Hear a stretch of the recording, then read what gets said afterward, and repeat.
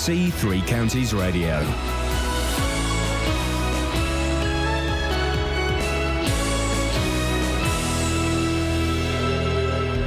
It's 6 o'clock. I'm Simon Oxley. The headlines: Luton Council criticised overspending at Luton Who, fatal truck crash in Bath investigated, and defeat for Milton Keynes Dons at Bradford. BBC Three Counties Radio. Luton Borough Council is being criticised for spending £60,000 in the last 3 years at the five-star luxury Luton Who Hotel on food, drink and room hire. The figures were disclosed by the Labour-run authority following a Freedom of Information request from the Conservative prospective parliamentary candidate for Luton South. More from Tony Fisher. Katie Redmond says the money was spent at Luton Who at the same time that street cleaners were losing their jobs and community groups were losing their small grants.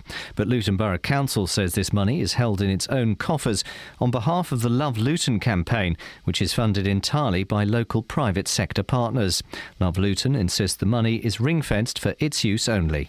An investigation's taking place in Bath to find out why a tipper truck apparently went out of control down a steep hill, killing 4 people, including a child. The accident happened yesterday afternoon outside a primary school as parents were collecting their children. Police are warning drivers about the dangers of using a mobile phone after hundreds of motorists were stopped during a week-long campaign. Over 700 were stopped across the Thames Valley, including 136 in Buckinghamshire, which officers have described as really disappointing. A man is due before magistrates in Gateshead this morning, accused of attacking a disabled pensioner in an attempted robbery. An online appeal to help Alan Barnes, who's 67, raised more than £300,000. More from John Brain. Alan Barnes, who's 4'6" and visually impaired, suffered a broken collarbone when he was knocked to the ground outside his home in Gateshead last month. Last night, Northumbria Police announced that they'd charged Richard Gattis, who's 25 and from Gateshead, with assault. The plight of Mr Barnes touched people around the world after an online fundraising campaign on his behalf was set up by Kate Cutler, a 21-year-old beautician. The campaign was halted last week after raising £330,000. Treasure discovered by a metal detector enthusiast in Buckinghamshire goes on display at the British Museum today. One of the largest Anglo-Saxon hoards ever found in Britain was discovered in the village of Lenborough near Buckingham in December. Some 300 of over 5,000 coins found will be shown to the public. In sport, Milton Keynes Dons lost 2-1 at Bradford last night and missed the chance to go back to the top of League One. Carl Robinson's side had taken the lead through Dele Alli but came unstuck in the Bradford mud. I thought Delhi tonight was one of his worst games. Every time he tried to run with the ball, it kept hitting him on the knee or the thigh. All of our players who have been effective for us over recent weeks were allowed to do what they normally do and travel with the ball and excite people, and we have to accept that. They were better than us today. They were better than us playing on this pitch. Tonight, Watford go to Brentford, Wickham host Plymouth, Luton are at home to York and Stevenage host Bury. The weather: early mist and freezing fog will clear this morning, but it will stay cloudy. Some bright or sunny spells this afternoon, a maximum temperature 8 degrees Celsius. And you can get the latest news and sport online at bbc.co.uk/Three Counties. Dad pop. Where did that idea come from? It came from my brain.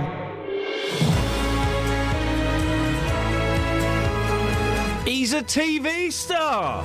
Dad pop. It started here, dear listener. It started here. Well, it started in his brain. It started in his brain, dear listener.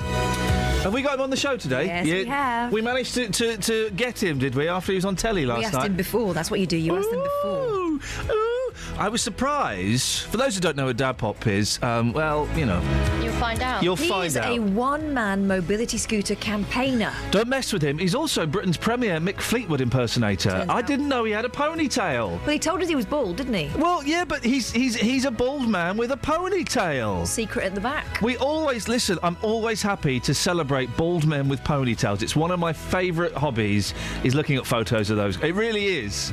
If you want to nominate any bald men with ponytails, 08459 455 555. It is determination, isn't it, to rock and roll? Oh, you are just saying, I don't care.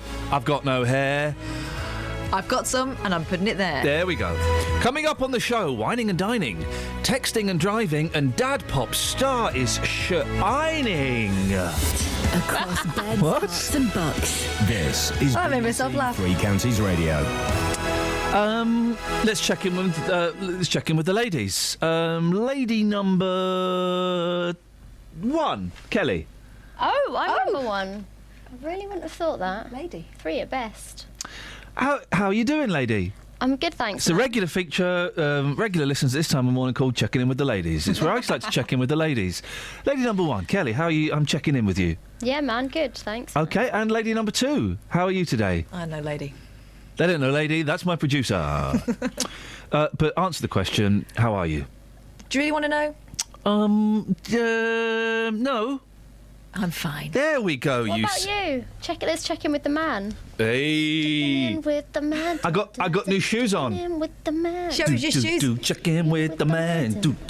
Check in with the man. Check in with the man. Check in with the man. Check in with the man. Check in with the man. Caston! Oh.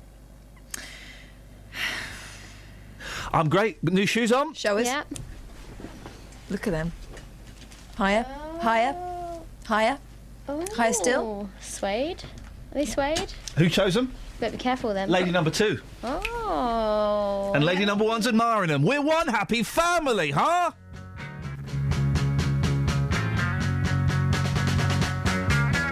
Some girls love to run around, love to handle everything they see. But my girl has more fun around, and you know she'd rather be with me. Me, oh my, lucky guy is what I am. Tell you why, you'll understand. She don't lie, although she can. Some boys love to run around, they don't think about the things they do. But this boy wants to settle down, and you know he'd rather be with you. Me, oh my, lucky guy is what I am. Tell you why, you'll understand. She don't lie, although she can.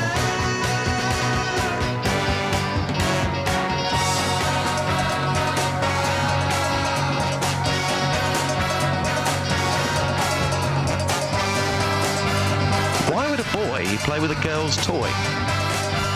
Oh, wait. Some girls love to run around, love to handle everything they see. But my girl has more fun around, and you know she'd rather be with, yeah, she'd rather be with, you know she'd rather be with me.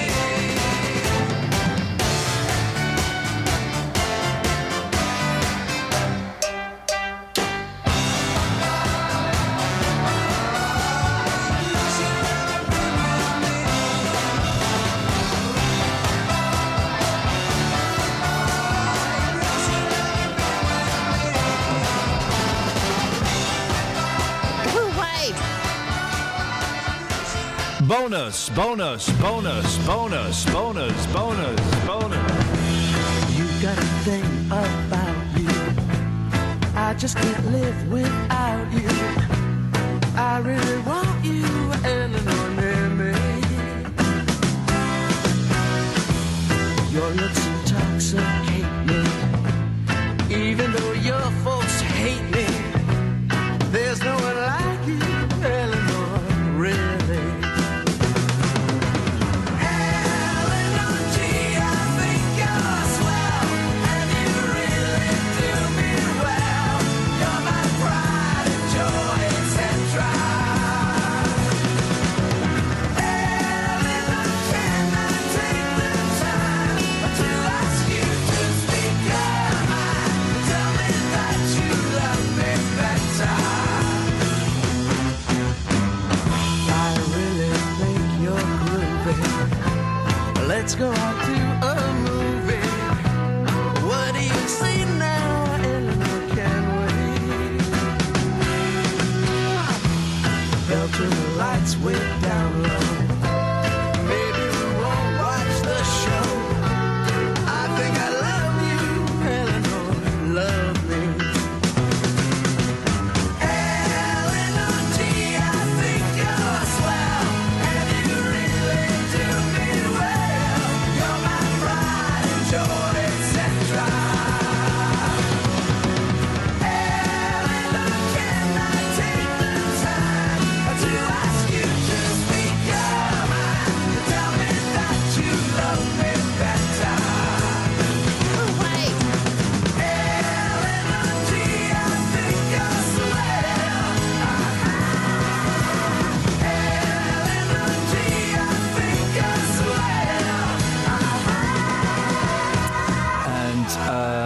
exclusively get Eleanor's answer to that request. Go away! OK, that's unfortunate for the turtles. Now, the Conservatives are criticising Luton's Labour-led council for spending thousands of pounds, tens of thousands of pounds even, entertaining guests at the five-star Luton Hoo Hotel. I've been there. It's very, very swanky. By the way, election campaign alert, the figure of £60,000 was uncovered by Katie Redmond, who's looking to unseat Gavin Shuker as MP for Luton South. I've noticed that this week, it's the election has started in this region, hasn't it? With everyone having a little pop at each other on Twitter and on the air and stuff. Very exciting. The Borough Council says the money was spent by the Love Luton campaign, which is funded by private sponsorship, but admits the money is held in the borough's coffers. Well, Catherine, you've been looking into this. How much has been spent and what has it been spent on, please? OK, get your pen out because here comes the rundown. Yes. 2012 to 13, £18,000. 2013 to 2014, almost £35,000. Oh. And then 2014 to 15, to date, just over £8,000. That's making a total of over £60,000. Now, the figures were disclosed by Luton Borough Council following an FOI, a Freedom of Information request from the Conservatives' prospective parliamentary candidate for Luton, Katie Redmond, as you mentioned. Hammer time. Now, Love Luton is made up of a steering committee which decides how to spend its money, and its chair is Lindsay Frostick. You might remember that name. Oh, from Arriva. Marketing manager for Arriva, isn't she? Yeah. That's right. Now, she says the money was spent on room hire and food and drink, and it went towards award ceremonies honouring the achievements of the town's individuals, groups and organisations, an event called Luton's Best. Love Luton is basically a campaign group to try to highlight the best of Luton. It's a kind of promotional thing. Why? OK, well, if that's the case, why have the Conservatives got beef? Well, although the money is private sponsorship, cash that Luton Borough Council holds all the money in its own coffers. It's not in an independent or separate account. And the vice chair of the Love Luton Steering Committee is Colin Chick, who is the corporate director for Environment and Regeneration at Luton Borough Council. They're a bit concerned that that's all a bit too close. Yeah. The council insists it's a partner of Love Luton and not a sponsor. It doesn't contribute any money, but it says it does, though, provide some administrative support. Love Luton's annual budget is £100,000, and so it's been suggested that to spend a third of that in 1 year on an award ceremony may be a little excessive. Now, the prospective Tory parliamentary candidate for Luton, Katie Redmond, Luton South, I must say, Katie Redmond says the money was spent at Luton Hoo at the same time that street cleaners were losing their jobs, community groups were losing their small grants, and neighbourhood watch groups were losing money for tiny things such as neighbourhood watch logo stickers for their windows. Well, we were hearing, weren't we, about lunch groups for old age pensioners and Cubs having to close down because their rent was hiked up from a few hundred to a few thousand. So we know of lots of local groups that have suffered in this time. Luton Borough Council, what have they said? Well, we were hoping to speak to them live. They're not coming on. Hey, guys, come on. You were clogging up my Twitter feed last night with your little grievances. We've got a statement. This is money spent by Love Luton for their events. Lindsay Frostick turned down an interview. That's interesting. Lindsay Frostick's coming on. Oh, she's coming on, is she? She's from Brilliant. Love Luton. Thank you. It's yes. not Luton Borough Council. Thank you very much. I apologise. Thank you for clearing it up. This is money spent by Love Luton for their events. Love Luton is funded entirely by local private sector partners. Luton Borough Council holds the sponsorship money for the Love Luton partnership and has done so since it first began back in July 2010. That's from Luton Borough Council? Yes. Lindsay Frostick, who is coming on later on, what has she said? Right, so she says Luton Hoo's an official partner of Love Luton and holds a number of events throughout the year. These include the annual Luton's Best Awards, where we recognise the many local individuals and groups who do great things for our town. Luton Hoo's also hosted business and other community events which promote the good name of Luton. And she told us that the sponsorship money held by the council is ring-fenced. It's interesting, isn't it? It's nice to reward people for doing well. And Luton gets a bad name. Yeah, these dues, we're slightly jaded by them because we go to them all the time. But for, if you've done something in your community, it's nice to get a little salutation, see someone take their hat off in your direction. The other thing is, if you're running a partnership like this that relies on private sector sponsorship, it's quite nice to sort of chat them up a little bit in a classy way. Is what they'll say. But, should they be doing it with money that's being kept by Luton Borough Council? I'll be honest, having been to highbrow and lowbrow events, I would prefer a night out at Nando's. Do you know what I mean? To a reception at a swanky hotel. That's just my personal choice. Travel news for beds, cards and bugs. BBC Three Counties Radio. Looking at the CCTV cameras, it's starting to look very slow on the M1 southbound between junction 11 for Dunstable Road and 9 for Redbourne. On the A413 London Road in Buckingham, there's electricity works going on around the total roundabout, so expect delays there. And in Milton Keynes on the A421 Standing Way, there's roadworks at the Kingston roundabout, which could get very busy as it starts to get into the morning rush hour period. In Hatfield on Great North Road, there's roadworks going on at Southway. That's all moving fine at the moment, but could cause some delays later on. And no reports of any major problems so far on the trains. Samantha Bruff, BBC Three Counties Radio. Thank you very much indeed. 6:15, it's 6:15 and 43 seconds. I mean, what do I say? Do I say 6:16? I mean, it's... Guys, let's take a vote on it. Kelly... Hang on. Well, no, because it's 6:15 and 52. Am I saying 6:16 or 6:15? So basically 5, Okay. 4, 3, 2, 1. Go on, say it. It's 6:16. OK, it's 6:15. You're listening to BBC Three Counties Radio, and these are your headlines. Luton Borough Council is being criticised for spending £60,000 in the last 3 years at the 5-star Luton Who. Thames Valley Police say hundreds of motorists were stopped during a week-long campaign targeting the use of mobile phones while driving. And in sport, Milton Keynes Dons missed the chance to go top of League One after losing 2-1 at Bradford last night. BBC Three Counties Radio.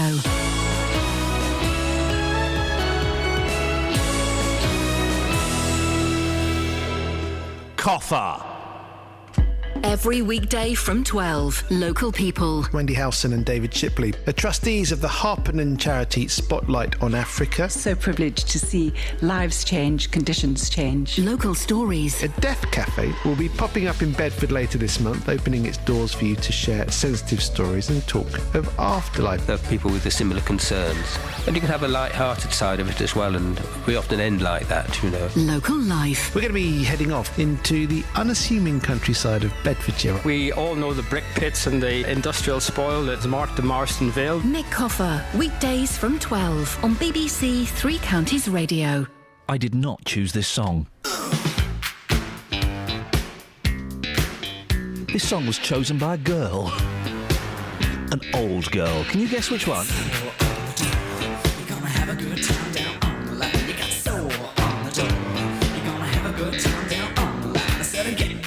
Get on down. Instead of get on down. Instead of get on down. Hey, everybody, take a look at me. I've got street credibility. I may not have a job, but I have a good time with the boys that I meet down on the line. Said D-H-S-S. Man, the rhythm that you're giving is the very best. Yeah. I said B1, B2. Make a claim, sign your names, all you have to do.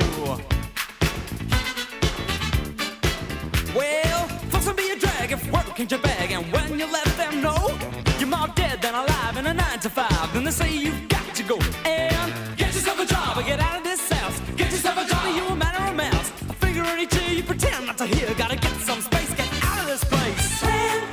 Man, I am a man.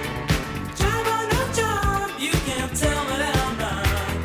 Do you enjoy what you do? If not, just stop.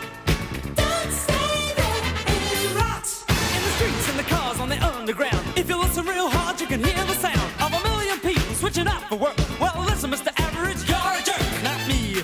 You can't hold me down. Not me. I'm gonna fool around. Gonna have some fun. Look out for number one. You can dig your grave. I'm staying young. Bam, I am a man. Job or no job. You can't tell me that I'm not.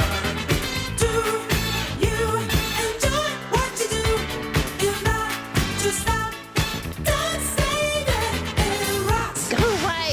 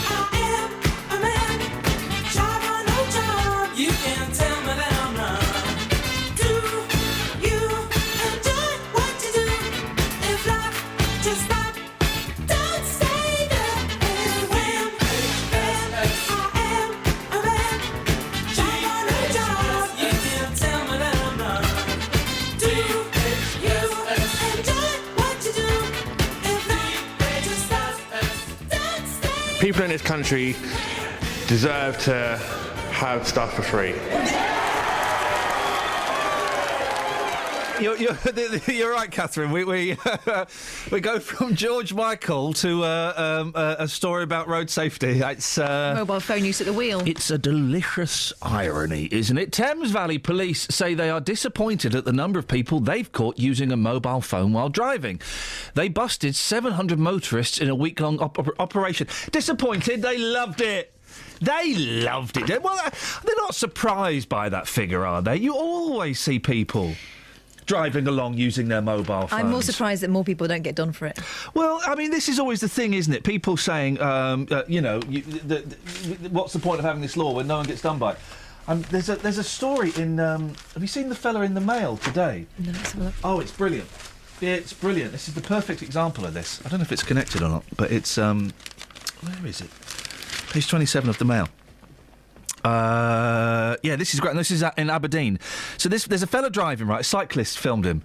There's a fella driving. He's got headphones in both ears. He's using his mobile phone in his right hand, and he's got a tablet in the front as well. You're kidding me.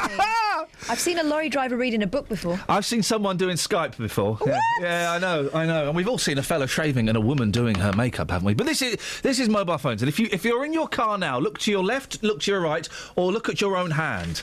One of those people will be using a mobile phone. Matt Stockdale is the chair of PoliceWitness.com, a Milton Keynes-based website which helps the public submit videos of careless or dangerous driving. Morning, Matt. Good morning. It's a massive problem, isn't it? We've all seen people do it. Well, I think it's part of our culture, isn't it? With social media, our emails, our texts, we're updating our profiles and obviously taking calls as and when the phone goes.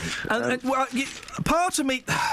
Sometimes you think, oh, really? There are worse things going on than this. But then there's another story in one of the papers, and I can't quite find it, but it's of a young woman who is in court and being accused of knocking down an elderly couple while she was making phone calls. So it can be a matter of life and death, can't it? Well, that's not isolated, unfortunately. No. There are near misses constantly every day, and there are lives ruined. The three letters LOL being sent can change an entire family's path, if you like. Certainly no laughing out loud there, yes. No, there's people who've been killed, there's people who've been seriously injured because someone thought it was more important to update their social media status. What sort of videos do you get to your website, Matt? The majority are of people either using mobile phones, undertaking, tailgating, aggressive driving, jumping red lights, driving without due care attention, using the hard shoulder and then cutting in front of people, slamming on the brakes. Why do we think that... Because it's weird, isn't it? Because you wouldn't do that kind of behaviour... Most of those people wouldn't do that kind of behaviour if they were walking down the street, barging in front of people, sticking your fingers up, shouting at them. But when we're in our cars... We feel that we're invincible. We've become, like we're in a tank or something. It does seem to be the case. And I suppose the serious side of all this, we touched it with mobile phones, is, we've got to change the way we drive. We as a society, we as drivers have to take some responsibility. In fact, we have to take all the responsibility. There are fewer police officers in our streets, and hats off to Thames Valley for catching so many in a week. But the public have been just as busy.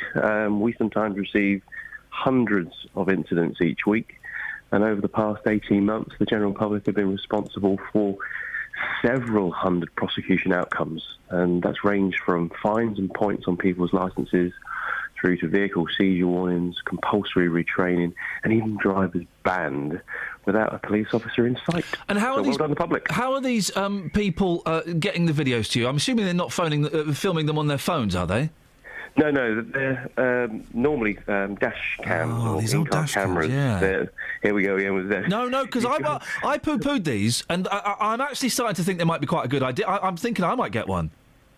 Well, people don't put them in their cars to actually capture other people doing bad things. It's just a natural outcome of having a video camera rolling when you're in the car. Yep. The main reason people doing it is to protect themselves, to protect their pride and joy, to protect their motoring costs, and to ensure that in the event of just an innocent bump, they don't lose their excess or their no claims bonus or their see a premium increase. Do you get money off your car insurance if you've got one of these cameras? You do if you're a member of ours. Right, okay. We guarantee that we'll beat any quote by 5%, even from the big guys, because the underwriter who we've teamed up with in London recognises how important and how useful video evidence is when you're making a claim. Matt, listen, I appreciate your time at this ridiculous hour of the morning. Matt Stockdale, if you want to find out more, go to policewitness.com, policewitness.com, and you can have a little look there and find out some bits and pieces. 08459 455 555 is the telephone number if you want to give us a call. You all right, Kels? Yeah. All right, mate. We've had a text through from John. What does John want? Could you repeat the info about the pig staring show mentioned yesterday, please? Oh, BBC Kent. That's BBC Kent. We've got the trail somewhere, haven't we? We'll dig out the trail for you later on. Yes, they're doing a pig staring special this morning. How long have you stared at a pig? You can give us a call if you've stared at a pig for a long time. We're more than happy to take those phone calls. Yeah. Oh, we're also asking you for your Mother's Pride moments, aren't we, today? Oh, well remembered. Yes, we spoke to the mother of... Where's Clark? Where's Clark? I know, I'm struggling to remember her name, unfortunately. Carol. Carol, that was it. Where's Clark? Now, Carol brackets from Luton. From Luton. Now, you may not know who Wes Clark is. He's only gone and won a blooming Grammy for... a song that goes... diddle-a-da-da-da. Diddle-a-da-da-da. Diddle-a-da-da-da. Diddle-a-da-da-da. Diddle-a-da-da-da. Diddle-a-da-da-da. Diddle-a-da-da-da. Diddle-a-da-da-da. So she called him, and so we thought, well, OK, yeah, she's phoning up to celebrate her son's Grammy. Well done. But what about those mums whose kids aren't so musically talented? The underachievers. Exactly. Well, you can phone in and celebrate the magic of your lazy children. Mother's Pride. Maybe they learnt how to use the washing machine this week. Maybe they got a new job. Or maybe they've just come out of prison. Whatever it is, 08459 455 555 is Doesn't matter how old they are either. No. They can be 3 months. They can be 300 years. In the old Bible, they lived for like 1,000 years, didn't they? Methuselah did, didn't he? No, but they all Noah was like 700 when the flood came, wasn't he?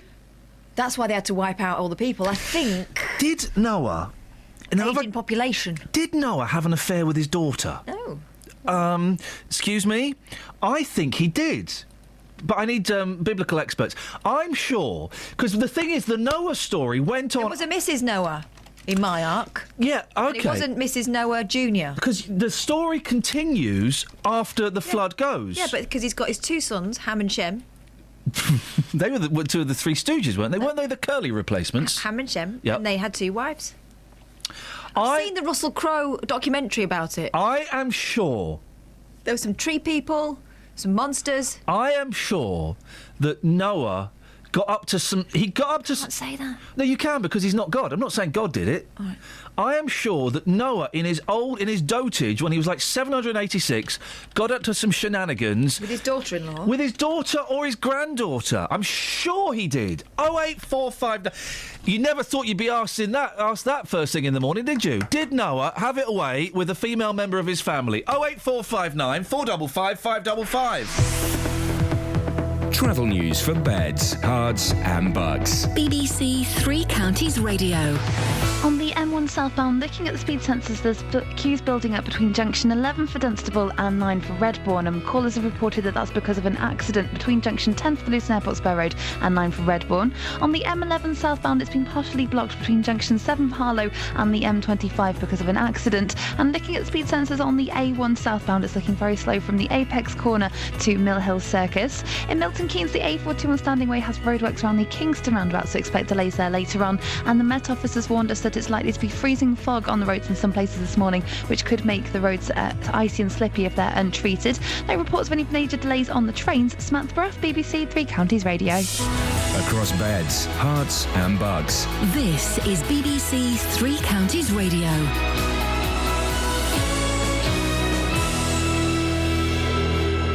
It's 6:30. I'm Simon Oxley. The Conservatives are criticising Labour-run Luton Borough Council for spending £60,000 in the last 3 years at the five-star luxury Luton Hoo Hotel on food, drink and room hire. The council says the Love Luton campaign is funded entirely by local private sector companies.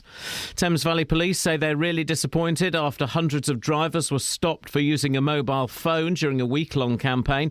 Over 700 motorists were stopped, including 136 in Buckinghamshire. And treasure discovered by a metal detector enthusiast in Buckinghamshire goes on display at the British Museum this morning. One of the largest Anglo-Saxon hoards ever found in Britain was discovered in the village of Lenborough near Buckingham in December. Three Counties Sports. BBC Three Counties Radio. Milton Keynes Dons lost 2-1 at Bradford last night and missed the chance to go back to the top of League One. Carl Robinson's side had taken the lead early in the second half through Dele Alli, but came unstuck in the Bradford mud. They have better players to play on that type of surface than what we do, and we couldn't match them.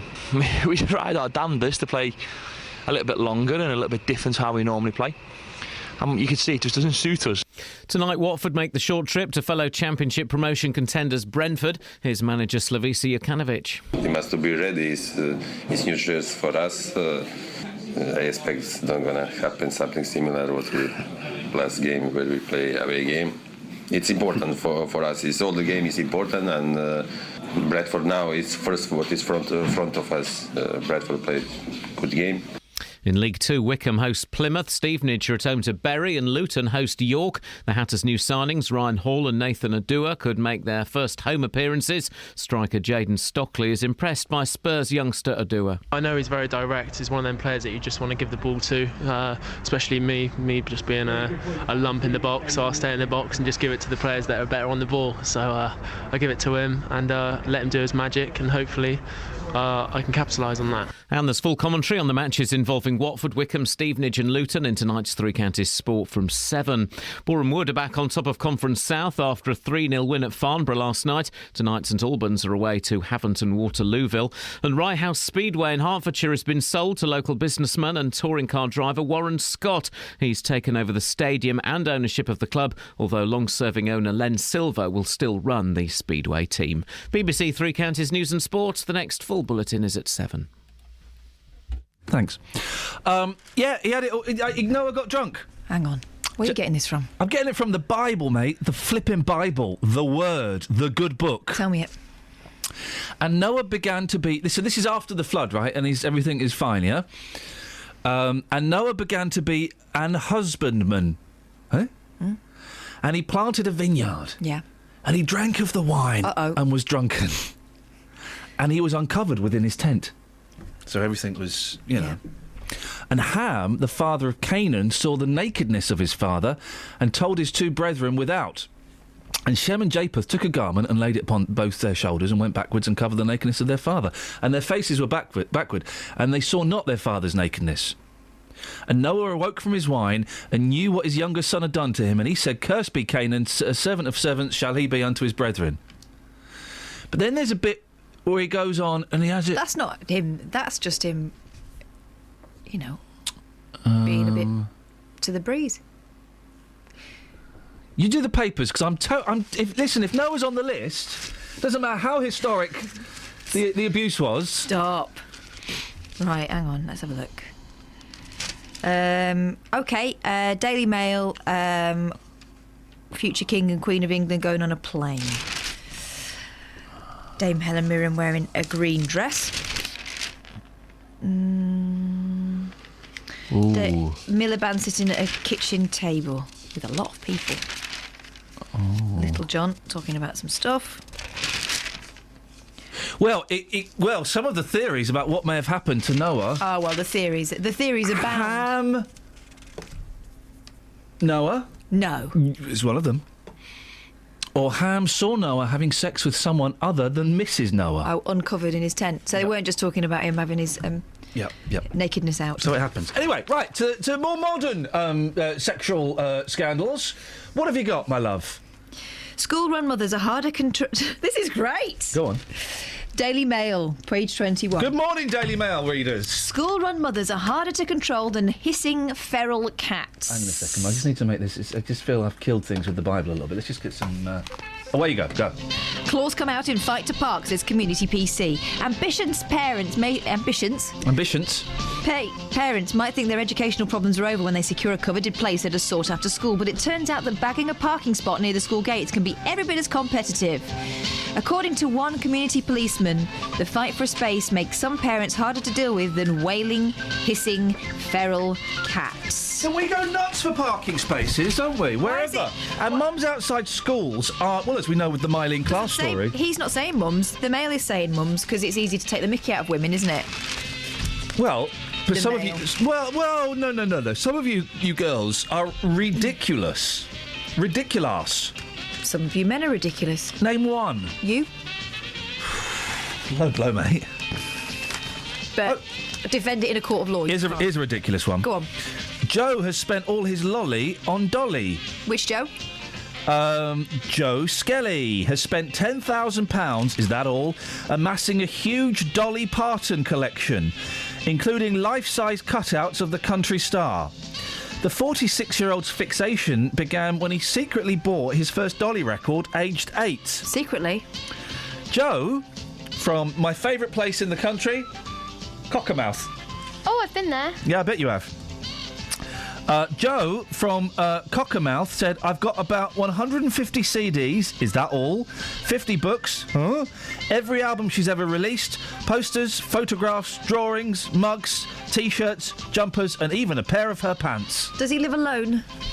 He did... Or with his mum? It doesn't say. He did not see Dolly perform until 2002, but got to meet When he the left the star. house. He added she was dressed head to toe in gold and was so lovely. I've since met Dolly a few times. She recognises me now and knows me by name. Yeah, you're on the list. It's Joe Skelly! Get him away from me! The thing I like about Dolly Parton, one of the many things I like about Dolly Parton, is her secret tattoos. Have you heard about this? That's why she always wears long sleeves. Oh, yeah, you've told me about this, yeah. Yeah. I've seen some Ev online. It must be real. And, yeah, she's covered in them. Yeah, I mean, I like Dolly, but I went off her when I saw her, quite possibly, it wasn't in 2002, but I saw her live, and she mimed. And I just thought, I spent a lot of money on this ticket. I went off her a little bit. How did you know she was miming? Because, well, lips weren't moving at the same time as the words. Little bit of a basic, really. You know, Live 8... Yeah, I do know it. Yeah, I was covering it for Capital Radio. Yeah, you were closer to the stage than me because I was right at the back with all the plebs. Yeah, no, I bought a ticket and I got right up front. That's the way it works in showbiz. You know Madonna? The pop singer who's always showing off her bum. Yeah. Yeah, I know, yeah. She was miming, wasn't she? Yeah. Because her track was way quieter than everyone else's. Yeah, she was miming. Here's something that I would never have guessed. Caffeinated and sugary drinks make kids 2/3 more likely to be hyperactive and inattentive in class. A study has found. Why would you even bother doing a study into something that is obvious? Secondary school pupils guzzle 2 sweetened drinks a day, on average. Some drink more than 7 cans. With boys... Why do fat people always drink Diet Coke? They don't always. Well, OK, so let me rephrase that. Why... I mean, I haven't studied all of them, but Why are Diet Coke drinkers usually fat people? No? No. Yes? Don't think it's necessarily the case. All right, why have I seen a fat person drinking Diet Coke once? Or maybe they were trying to clean up their act. Experts, Professor Jeanette Ikovic said parents should limit sugary drinks and ban energy drinks. Why would you give energy drinks? As if kids need energy. What do they got? Your Red Bull, Monster. Why would you give a kid pussy? Why would you do that? They don't have. They've got their own reserves of energy. They have a surfeit of that stuff, don't they? Energy drinks. If anything, you want to slow them down. I tell you what do you know they've what my got. aunties used to do? What? Tie my socks together. What is? Long socks. What does that on mean? little girls. They used to hoik them down a bit and tie them up. I don't understand. That's normal, isn't it? I don't understand what that means. I tell you what, if you had tied up socks, you wouldn't have been able to have teenage kicks. Yeah, girls. Yeah. Okay. No. Yeah. Deserve to have stuff free. Teenage dreams so hard to beat. Every time she walks down the street, another girl in the neighborhood. Wish she was mine, she looks so good.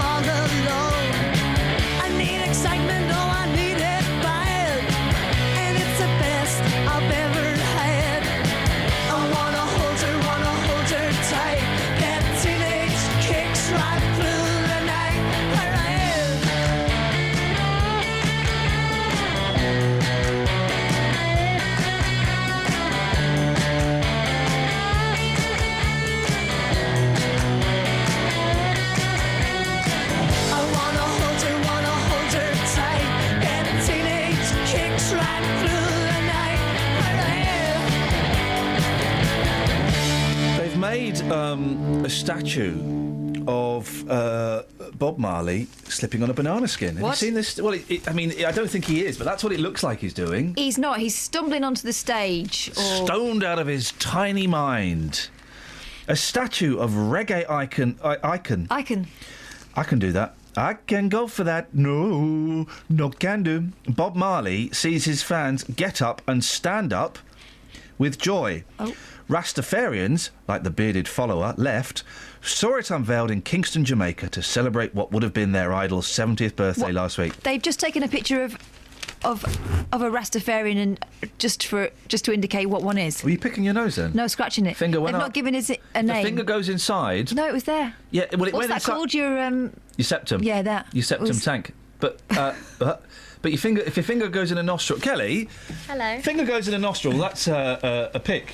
I suppose it depends what you get out. Oh, pick us a winner. It's my septum. That's what I got out. Anyway, that statue is rubbish. Bob Marley is rubbish. Reggae is rubbish. Thank you. Oh, there's pictures of some fruit. Some fruit and vegetables that look like. No, that's life. Let's have a look. Oh my goodness! That's they look like a Willy and its two mates. I like the. I like the sweet potato. Very sweet indeed. I like to mash that up. I like the turnip that's reclining in a come hither fashion. Yeah, on the saucer. That strawberry looks very sweet. So, why are they why are they doing this? Because it's a little bit sexy fun. Thanks, the sun. That's the news. That's made me feel a bit fruity. Are there any melons? No, there aren't any melons. Pears? No. I like a good pear. And then they've pixelated one. Well, one of them has been arranged in a certain way. It's two vegetables interacting, so to speak. But look at that sweet potato. That is the meat and two veg. In one veg. Go on. Daily Mail, page 27, if you want to read along a calf.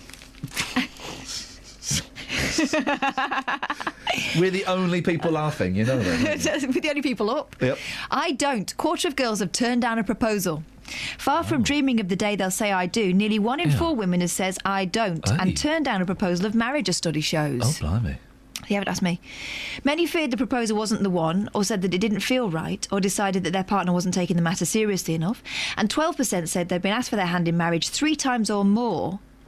I'm guessing by the same person. Yeah. While 23% of those who turned down a proposal admitted regretting it. Oh. Unsurprisingly, it also emerged that 59% of men felt nervous about the idea of proposing, with 15% said it would make them break out in a cold sweat. If you don't feel nervous about proposing, then you're not taking it seriously, You're are not you? taking it seriously enough, are you? Have you ever said no to someone? Bet Kelly has. Kelly? She's on the telephone. I'm off now. Have you ever said no to someone? Proposal-wise. Proposal-wise. Oh, no. I've never been asked. Thanks for calling. Would you marry me? No. OK. 1 in 4. Travel news for beds, cards and bugs. BBC Three Counties Radio. In Markyate, the A5 northbound has been blocked by an accident that's affecting people travelling between Markyate and Dunstable because of the accident that's at the junction for Lynch Hill involving 3 cars and a lorry. Also, the M1 southbound reports that they're accused all the way back from junction 11 for Dunstable to junction 9 for Redbourne because of an accident. On the M25 anti-clockwise, it's looking very slow between junction 21 for the M1 and 18 for Chorleywood. And the A1 Watford Way is looking very slow southbound from the Apex corner to Mill Hill Circus. Looking at the trains, there's no reports of any major delays at the moment. Samantha Bruff, BBC Three Counties Radio. Thank you, Samantha. 6:46. It's Tuesday, the 10th of February. I'm Iain Lee. These are your headlines on BBC Three Counties Radio. Luton Borough Council is being criticised for spending £60,000 in the last 3 years at the 5-star Luton Hoo. Thames Valley Police say hundreds of motorists were stopped during a week-long campaign targeting the use of mobile phones while driving. And in sport, Milton Keynes Dons missed the chance to go top of League One after losing a football game. Let's get the weather. Here's Kate. Beds, hearts and bucks weather. BBC Three Counties Radio. Good morning. We have a bit of mist and fog around this morning, and the Met Office has a yellow weather warning in force. Now, the temperature for some parts, particularly out, actually pretty widespread now, is dipping at around 0, maybe a touch below. So if you have got the mist and fog, there's every likelihood that could freeze on contact this morning. So extra care needed, really tricky driving conditions, actually.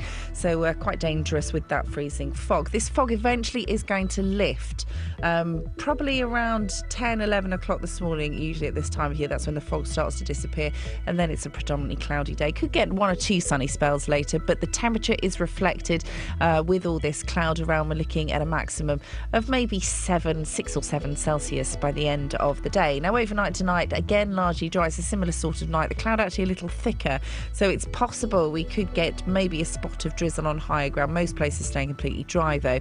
We'll get 1 or 2 breaks, so it could be a repeat performance. May get a bit of mist and fog by tomorrow morning. Most places staying above 0, but again, under the cloud breaks, as well as the mist and fog, the temperature could dip down to 0, so we could get a sparkle or 2 of frost tomorrow morning. So it's a similar picture tomorrow. Eventually a cloudy day, some bright spells, temperatures similar at 7 Celsius, and that's your forecast. Anne Main is the Conservative MP for St Albans and has been for the last 10 years. But what does being a local MP actually mean, and what does she do? Three Rivers Council, which covers... Get ready for the lunatic typing. ...is looking particularly spineless as far as I'm concerned. Tomorrow, you can find out as she's coming in to sit in my hot seat. It is not absolutely fine at all. They've sent test correspondence. The correspondence has been sent a month and still not acknowledged by the partners. Get in touch with any questions you want answering, and I'll put them to her. Email jvsshow@bbc.co.uk or text on 81333, starting your message with 3CR. Anne Main in the JVS hot seat, tomorrow morning from 9, here on BBC Three Counties Radio. Very unprofessional, not turning his phone off. Very unprofesh. Morning, Dils. Hey, good morning, boss. The novelty of having you back in the country has worn off. Well, thank you. You're very, very welcome. We have no more hobnobs. We have no more hobnobs. Barbaden hobnobs. Okay. Honestly, yeah. I mean, I never expect a present when people go away. But to come back from 2 weeks away in Barbados or the Caribbean or wherever the hell you were, with just a packet of hobnobs between the three of us. Yeah, Barbaden hobnobs. Is spectacular. I mean, they did taste a little bit spicy, but it really is a little bit tight, mate. I'm sipping from my American cup that I brought back for everybody. Yep. We had one each. I'd throw mine away, it got contaminated. Yeah. Guys, do you smoke? Sorry? Do you smoke? No. No, okay. Duty-free cigarettes out of the window. Do you drink rum? No. Yeah, I can. Not really. So that was out of the equation. Oh, you've made that decision for me. So I thought, well, Barbaden hobnobs, this is the way forward. Everyone will be smiling and happy. For 20 minutes. Yeah. I like aftershave and I like T-shirts. I like massive pencils. Guys, I've got to be honest with you. Today, I like rubbers. You're picking the wrong day. I like You're picking the wrong day to do this. Why is that, mate? Well, because I was feeling hungry. I said to Kelly at about 5 to 6 this morning. Feeling hungry. Haven't seen the clown for a while. And here you are, giving me grief. OK, we retract. Yes, thank you. There's a story in here that I think you might like. Yeah. We are warned at stations to mind the gap between train and platform. That's my audition if they want a new voice. But those who should take most care, guess who they are? Women, passengers with luggage, and those who've had a tipple. Wow. What have you fallen down? I fell down the stairs once. No, that's what you asked the public. Broke my arm. Did you? Green line fracture, I think it was called. I looked like the Incredible Hulk. The green line fracture story. All right, I fell off my friend and fractured my arm. Did you? Yeah. What were you doing? Showing off. Let's just leave it at that. I don't think I've ever... Oh, no, I know I've fallen down. Oh, flippin' heck. I fell down a massive hole at the side of a stage when I was dressed up as... who's the black fella, the singer? Will Smith. When I was doing... I did... you were dressed as an Egyptian, weren't you? Before, it was when I was in the sports gear... And it was for dance, for comic relief or whatever the flip it was. And I'd worked out this brilliant routine as Will Smith. Getting jiggy with it, wasn't it? Getting jiggy with it. I've seen it. And the first dress rehearsal on the stage, I wasn't used to the stage. And I didn't know there would be a massive... And it was a 5-foot drop off the stage. It was the weirdest thing. So I'm dancing and I'm really good, man. Well. And suddenly, I'm upside down and I'm burning a bit. And I think, I don't remember... this being part of the routine, and I'd fallen off the stage. I've chipped loads of my teeth and knackered my teeth, and I'd fallen onto lights, and it was the most humiliating thing in the world. Big Willie style.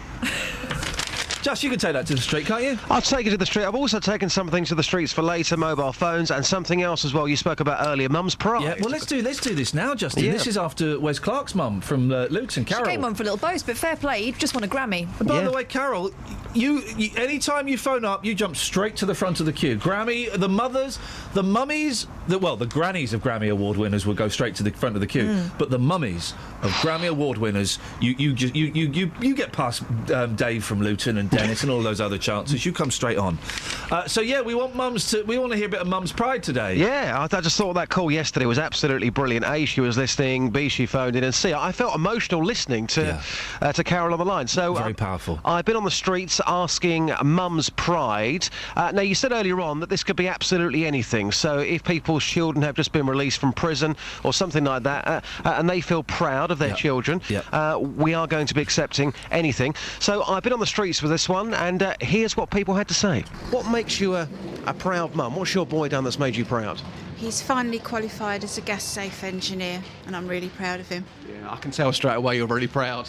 Yeah. So it's not a Grammy, but this is a career he's got now, and something that he always wanted to do? No, he didn't. He just landed on his feet with doing it and then decided to make it his career, and it's brilliant. I'm very proud of him. Good for you. Thank you very much. Lucy, we're here with Jake. How are you, Jake? How old is Jake? He's 3. 3 years old. This is Mum's Pride. What has Jake done to make you feel so proud? He hasn't won a Grammy yet, but what's he done to make you feel really proud? He's just said little things like, Mummy, you look beautiful, I love you so much, and you're my best friend. Wow. So he's a little charmer already. Yeah.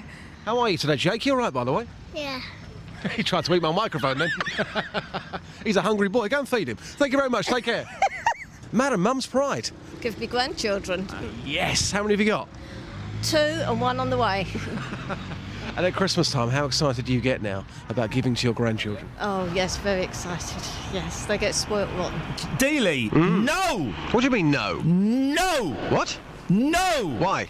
No! Why? It's Mother's Pride. It's not Grandmother's Pride. She bypassed the next generation. What the hell are you thinking of, you lunatic? Hang on. We all know that grandparents like the grandchildren more than their own kids. It's Mother's Pride. Mum's Pride. She gave birth to her children. Her children have given her grandchildren. I know how genealogy works. What's your beef? My beef is we only want to hear from mums today. But she is a mum. But she's talking about the grandkids, not the kids. But her children are given her grandchildren. No. That's a great one. No. That, for me, made me feel emotion. No. I think your emotions got in the way on this one, Justin. No. I very rarely say that to you. No. No. Just because you haven't been there yourself and you haven't got grandchildren, trust me, fast forward 20 years' time, when I talk to you on the street and I ask you about your pride, you'll be talking about grandchildren. Let's just leave it there.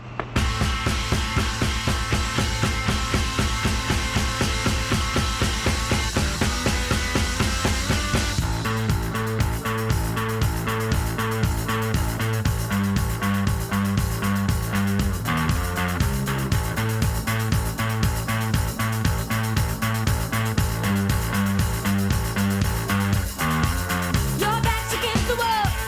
There's no one home to call. Keep forgetting who you are.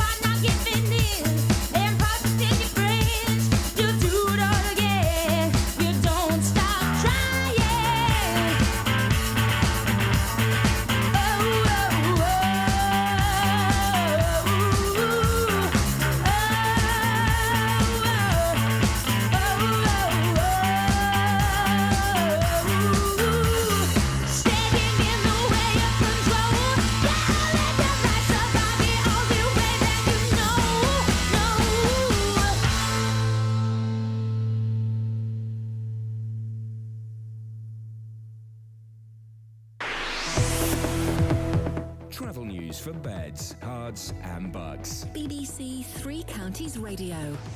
On the M1 southbound, it's very slow from junction 11 for Dunstable to junction 9 for Redbourne because of an accident. It's on the hard shoulder. But if you're thinking of using the A5 to get past that, it's very slow southbound and it's blocked northbound because of an accident at the junction for Lynch Hill. On the Woburn Road in Woburn, there's reports that a car's broken down in the road and been abandoned at the junction for Apsley Lane, so that's partially blocking it. And having a look at the train departure boards, there's no reports of any major delays at the moment. Samantha Braff, BBC Three Counties Radio. Thank you very much. So we're messing around too much to steer this ship. Scouse Pat says, read that crazy typing trailer for JVS. Did someone just get a text from the late 90s? I think they may have done. Local and vocal across beds, hearts and bucks. This is BBC Three Counties Radio.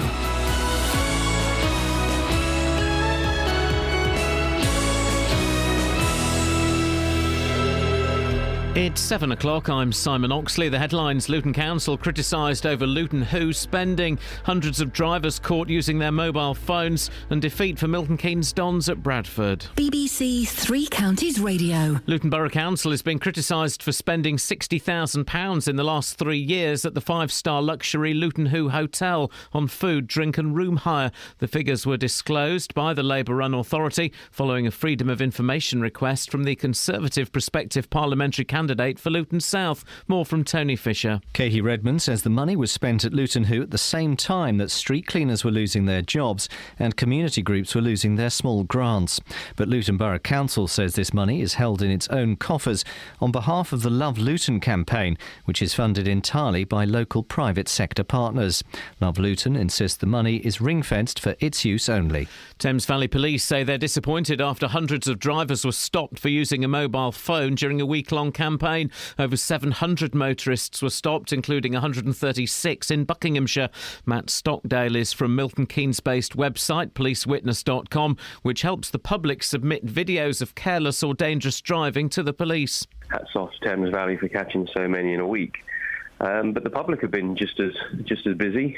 We sometimes receive hundreds of incidents each week, and over the past 18 months the general public have been responsible for several hundred prosecution outcomes. An investigation's underway in Bath to find out why a tipper truck apparently went out of control down a steep hill, killing 4 people, including a child. The accident happened yesterday outside a primary school as parents were collecting their children. Chief Superintendent Caroline Peters says they're dealing with a tragic situation. We owe it to the families of the deceased and the injured to find out exactly what's happened, and it will be a thorough investigation, but it does take time. There will be an ongoing investigation in which we'll be speaking to a number of witnesses. A 25-year-old man will appear in court today accused of attacking a disabled pensioner in Gateshead.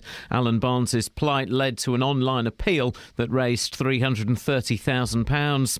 Treasure discovered by a metal detector enthusiast in Buckinghamshire goes on display at the British Museum this morning. One of the largest Anglo-Saxon hoards ever found in Britain was discovered in the village of Lenborough near Buckingham in December. Some 300 of over 5,000 coins found will be shown to the public. In sport, Milton Keynes Dons lost 2-1 at Bradford last night and missed the chance to go back to the top of League One. Carl Robinson's side had taken the lead through Dele Alli but came unstuck in the Bradford mud. I thought Delhi tonight was one of his worst games. Every time he tried to run with the ball, it kept hitting him on the knee or the thigh. All of our players who have been effective for us over recent weeks just weren't allowed to do what they normally do and travel with the ball and excite people, and we have to accept that. They were better than us today. They were better than us playing on this pitch. Tonight, Watford go to Brentford, Wickham host Plymouth, Luton are at home to York and Stevenage host Bury. The weather: early mist and freezing fog will clear this morning, but it will stay cloudy. Some bright or sunny spells this afternoon, a maximum temperature 8 degrees Celsius. And you can get the latest news and sport online at bbc.co.uk/3 counties.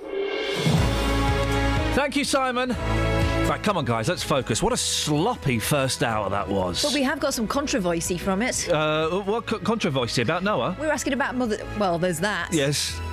Mother's Pride. Oh, yeah. Nick in Hitchin, once again, Justin is right and you are wrong. Whoa! There is no mother's pride greater in this world than watching the little children you've loved and nurtured grow up and become fantastic parents themselves. But she didn't mention them. She was just said talking they about that. reproduced. She said, "Can I do grandkids?" And Dealey said yes. Dealey is wrong. We are celebrating mothers celebrating their children, not grandmothers celebrating their children's children. And grandparents out there, come on and admit it. You prefer your kids' kids to your kids. Of course you do. You hate your kids, don't you? The only good thing about them is your kids' kids. Mother's pride. What else are we talking about? Did Noah?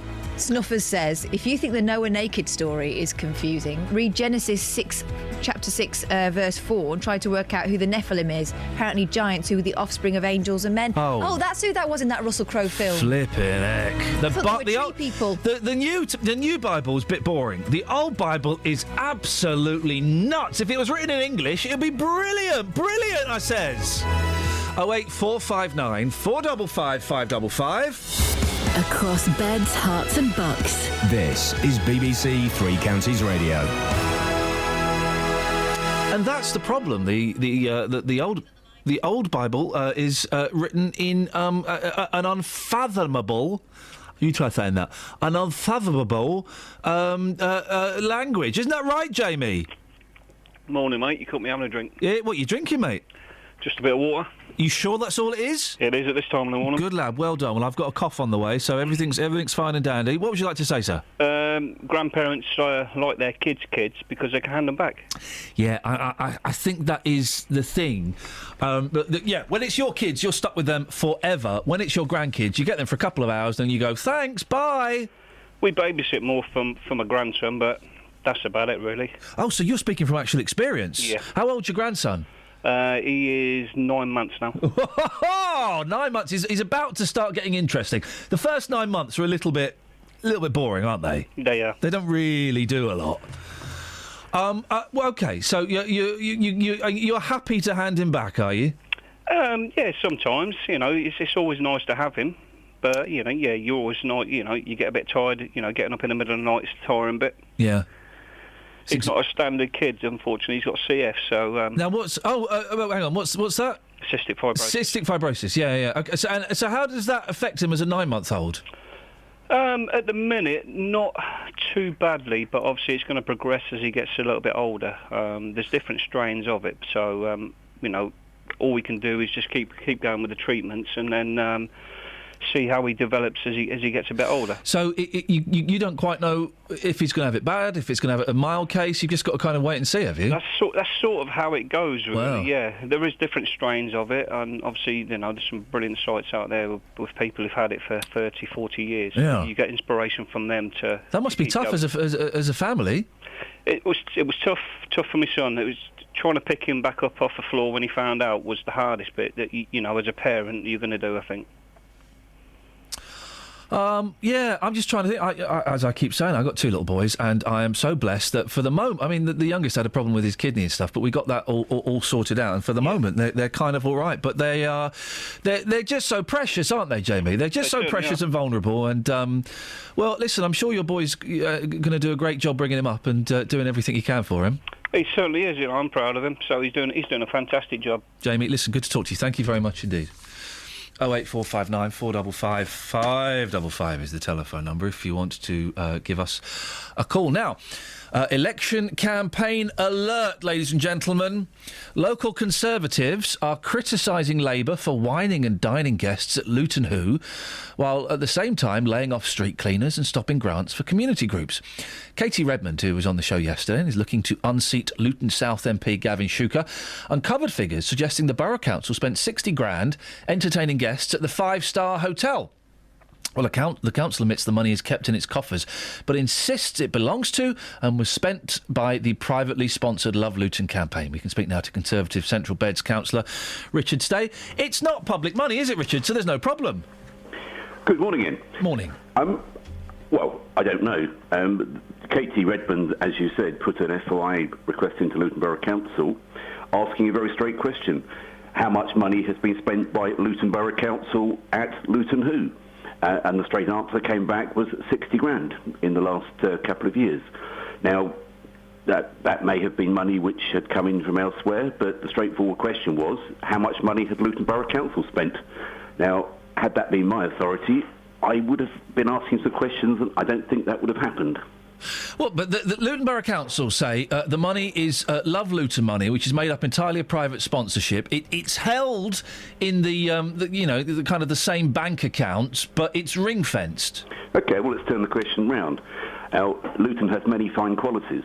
I'm hugely proud to represent Hyde Parish Council and Hyde Parish, in which Luton Hotel sits. I would suggest that launching a city bid in a five-star hotel in an adjacent authority area and spending this sort of money on a Love Luton campaign outside Luton is just plain odd, even if it's not public money. But when you're also making cuts and putting up council tax at the same rate as Luton Borough Council are, if I was a Luton taxpayer, I would be asking some questions.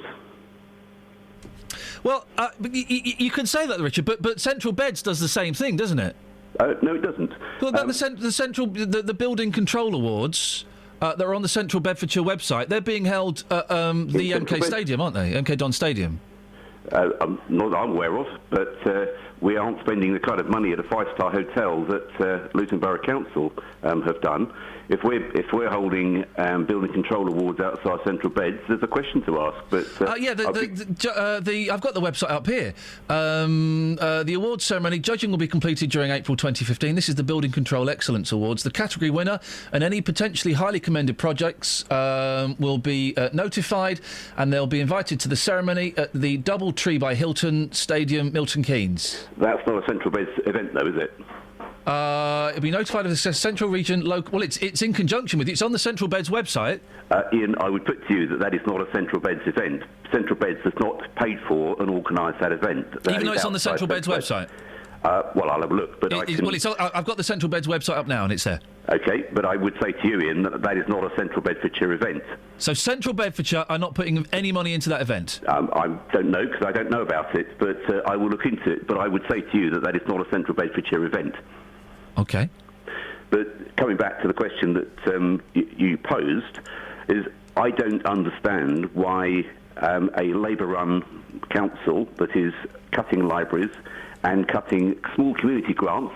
Only the other week we were talking to a small Asian older people support group that worked out of Beach Hill and that had I think something like £1,000, £2,000 cut as grants. Now, if I was them, I would be asking a question why that money had been spent outside Luton. And that's on top of, we think, probably approaching £500,000 on a failed bid to stop us building houses in central Bedfordshire. And that's another thing which we've talked about on this show before, and boy, oh boy, we will talk about it again. But if this 60 grand is private money, there is no story, is there? And part of me thinks, Richard, this Man Alive, was I enjoying being involved in your tweets to Sean Timoney last night. But is this sort of tit for tat, this negative campaigning, is this the kind of thing that you think turns people off from elections? I don't agree with you, Iain. I'm sorry. Regardless of where that 60 grand came from, there is something very odd about a Labour-run council that's putting up council tax and cutting services. It feels it's OK to spend 60 grand at a five-star hotel outside. But it's not their money, Richard. It's Love Luton's money. Love Luton are spending the money. It's Love Luton's money. Who are the directors of Love Luton? I think you'll find a Luton Borough Council director is running certainly number 2 in the Love Luton campaign. Yeah, they're partners. Yeah. Yeah. I mean. But it's private. But they're not. But it's private money, Richard. This is the thing. It's not council tax money, and there's the danger, isn't there? Because 60 grand being spent on dues and awards things, it sounds quite dramatic, and people go, "Oh, that's my money." Well, it isn't though. It hasn't come from council tax. Well, to turn the question round again, if Luton is a proud town, proud of what it does, and it should be, it has many places where it can hold award ceremonies. Yep. Why would you not spend that sort of money and launch your city bid from inside the town for which is claiming to be a city? Yep. No, I agree, and I let's turn it around. Why would Central Bedfordshire be part of a building control awards that's being held at the MK Don Stadium? Well, you have the advantage on me, but I would suspect that event is probably one which is much, much wider than Central Bedfordshire. Okay. And we've probably put an entry in because we're very proud of something we've done in building control. So I would be very surprised if that had been a Central Bedfordshire event. The award acknowledges quality and excellence in a variety of new buildings and projects in Central Bedfordshire. Well, you have the advantage of me. I will look at it. Have a look. Have a look. Let us know how much money, if any, Central Beds are putting in. 'Cause it'd just be interesting, Richard. It'd just be interesting to find out. Yep. And the last thing we want to be doing is to be accused of double standards. Exactly, and I know that. I know that, Richard. So that's just why I thought I'd flag that up. Thank you very much indeed. That's Conservative Central Beds councillor Richard Stay. 08459 455 555. I'm loving all this. I am loving all this. As I've said before, this is the first time I've been on a proper radio station, or been doing a proper radio show, shall we say, during a general election. And this week, it's really just started to kick off a bit. It's hammer time. And this time around, we've got Twitter as the extra weapon. That's it. And I was caught in loads of crossfire last night from Gavin Shuker's office, from the NUT, from the Conservatives, from Richard, from Luton Borough Council. Oh, it was wonderful. It's a shame that Luton Borough Council have gone quiet on us, though, and they won't come on the radio. Yeah, they go through phases, don't they? 08459 455 555. Travel news for beds, cards and Bucks. BBC Three Counties Radio. Between Mark Yates and Dunstable, the A5 northbound is blocked because of an accident at Lynch Hill, and that's near the Packhorse pub. It's also causing queues southbound with people slowing down to look over at the accident. In Woburn, on the Woburn Road, there's reports that a car's broken down and been abandoned in the road at the junction for Aspley Lane, so that's partially blocking it. And the A1 Great North Road's very slow between the Black Cat roundabout and the Kimbolton turnoff because of the roadworks. On the motorways as well, the M1 southbound is stop-start between junction 10 for the Luton Airport Spur Road and 9 for Redbourne, and also the M25 anti-clockwise is very heavy from junction 21 for the M1 and 18 for Chorleywood. Samantha Burrough, BBC Three Counties Radio. Yeah. 7:15. It's Tuesday, the 10th of February. I'm Iain Lee. These are your headlines on BBC Three Counties Radio. Luton Borough Council is being criticised for spending £60,000 in the last 3 years at the five-star Luton Hoo. Thames Valley Police say hundreds of motorists were stopped during a week-long campaign targeting the use of mobile phones while driving. And in sport, Milton Keynes Dons missed the chance to go top of League One after losing 2-1 at Bradford last night. BBC Three Counties Radio.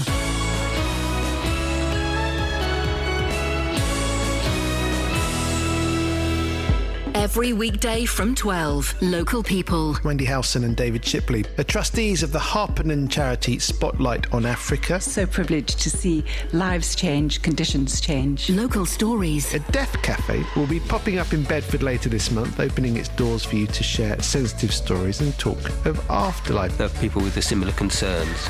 And you can have a light-hearted side of it as well, and we often end like that, you know. Local life. We're going to be heading off into the unassuming countryside of Bedfordshire. We all know the brick pits and the industrial spoil that's marked the Marston Vale. Nick Coffer, weekdays from 12 on BBC Three Counties Radio. A death cafe or a talking complete and utter balls cafe? If you talk about the afterlife, I mean... I told you about the time my gran and auntie spent a good half hour talking to a mysterious light that turned out to be the reflection of one of the coasters.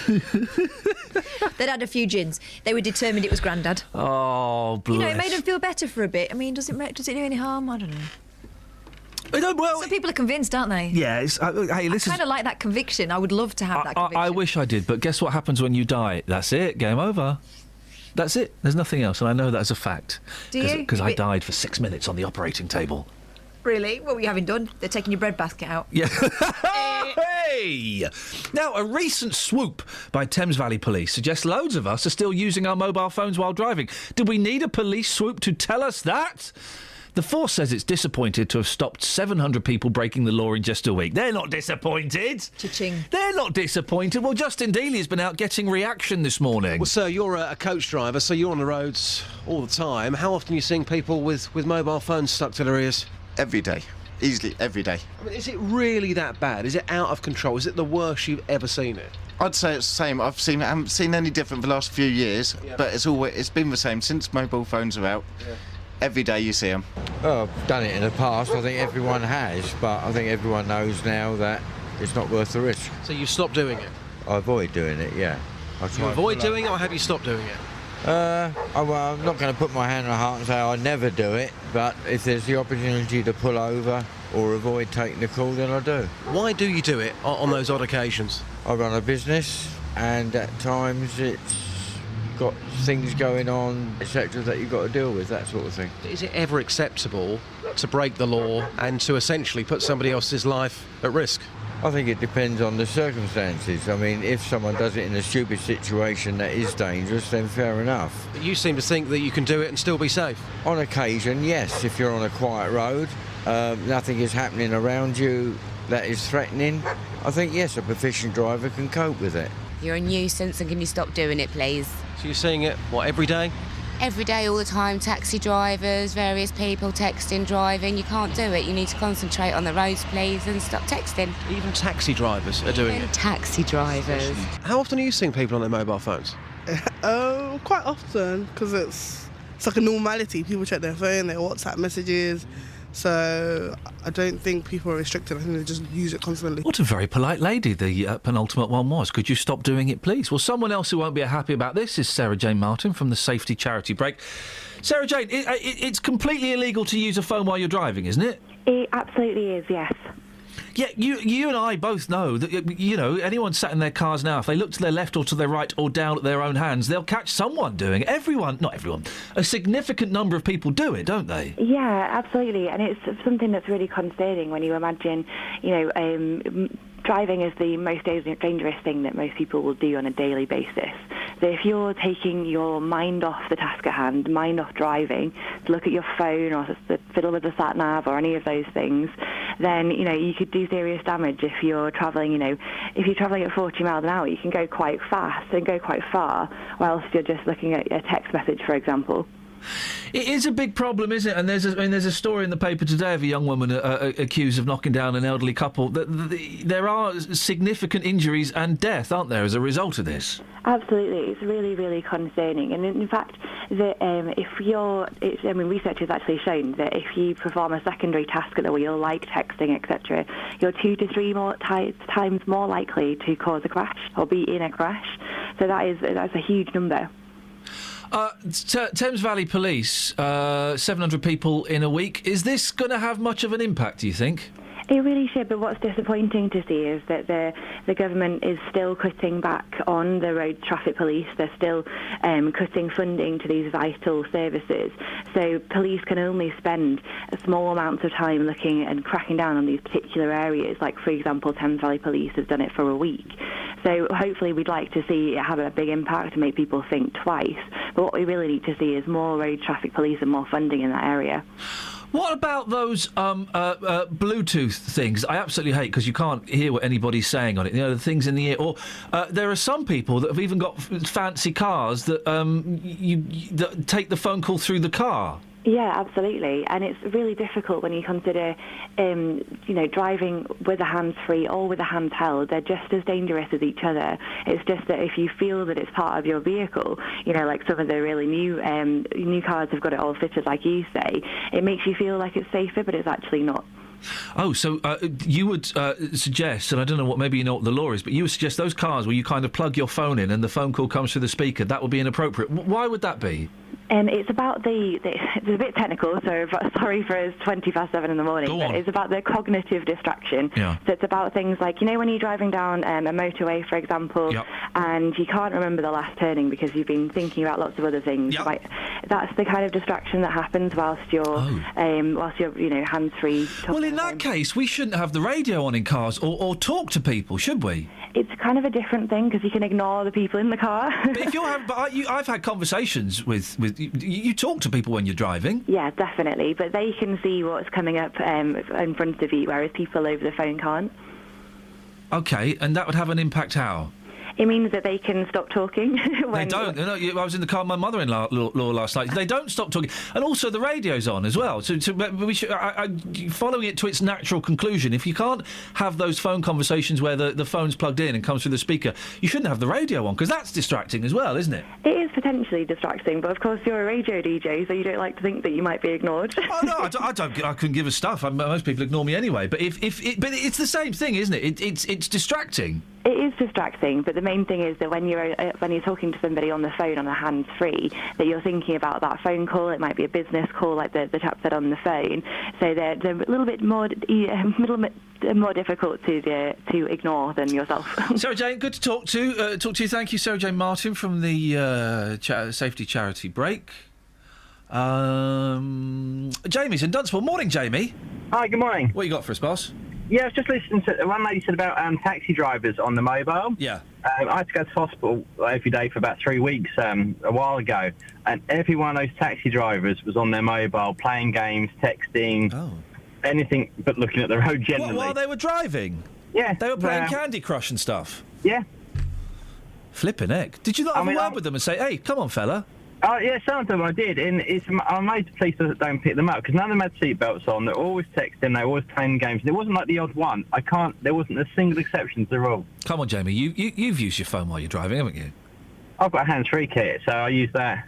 Well, we heard there from the lady from Break that's just as dangerous. I disagree with that, because on a hands-free kit, if something comes up, I just ignore whoever's talking to me. Your brain, you can switch off, and the person just thinks you ignore them. That's tough. But you can easily... Your brain prioritises things, and if something's happening in front, your brain will shut out whatever else is going on in the background, including who you're talking to. I don't know if Sarah Jane's a parent, but I don't know if you've ever driven with kids in the car. It's a distraction. Oh, yeah. It's a massive distraction. Obviously, you're focusing on the road because you don't want to have a crash, you don't want to hurt your kids. But they are flipping distracting, aren't they? And, all right, let's be honest. As parents, we've all reached around to pick up the toy that they've dropped on the floor while you're driving. We've all leant back to give them a bottle of water or something, haven't we? Yeah, I'd say children are far... Because I had a little boy, and I'd say he was far more distracting than a hands-free kit ever was. Jamie, thank you very much. I probably shouldn't have admitted that. You're right, sorry. Sorry, wrong hole. Always. What shouldn't you admit? Always awkward. You've completely thrown me there. With the kids in the back of the car, I've done the thing of while I'm driving, reaching around and picking up the toy that's been dropped on the floor. Because they're driving you nuts. Yeah, because they're driving you nuts. I've been tempted. I have to stop myself. Very tempting. They always lob it down like some sort of crack or crevice, impossible to retrieve. And I don't have as long arms as you, obviously. OK, well, that's interesting that you say that. What are you doing that motion for? Motion of the ocean, isn't it? Mm. Pat's in Houghton Regis. Morning, Pat. Good morning. What you got for us, Pat? Oh, mobile phone users. Yep. The subject that, a lot of us hate, but we love talking about. And that's all we're doing, talking about it, because the police are just absolutely useless in trying to solve this problem or do something about it. Well, in Thames Valley, they've nicked 700 people in a week. That's doing something, isn't it? Yeah, but what about Bedfordshire Police? How many have they nicked in a week? I don't think they've nicked any in a week, Pat. No, exactly. I think what it is, when you get people saying, at Christmas time we're going to do a drink drive campaign and we're going to pull people over, well, the stats are showing that you're more likely to be killed if someone using a mobile phone. So why don't they start having gatherings at certain points, pulling people over, so we can see they're actually doing something active about it? But the thing is, right, it would cripple the police if they were constantly monitoring roads to watch people using their mobile phones. Well, it's better than crippling a person, isn't it? But Pat! I'm going to give you that one, Pat. I can't. You snatched it out of my hands. About time and all. Oh, Pat, thank you. Fair play. He pwned me. He pwned me. As a pwning is attempting to take place on Twitter. Is it? Richard Stay has... He's a serial ponist. Richard Stay said, as I said, Iain Lee, the event at Milton Keynes Stadium is an LABC regional event. Represents building control folk. It's not a CBC event. OK, it's on the Central Beds website, but OK, point taken. He goes on to say, so point stands re Luton Council spend £60,000 at a five-star hotel. Doubt it would happen in Central Beds. #champagne socialism.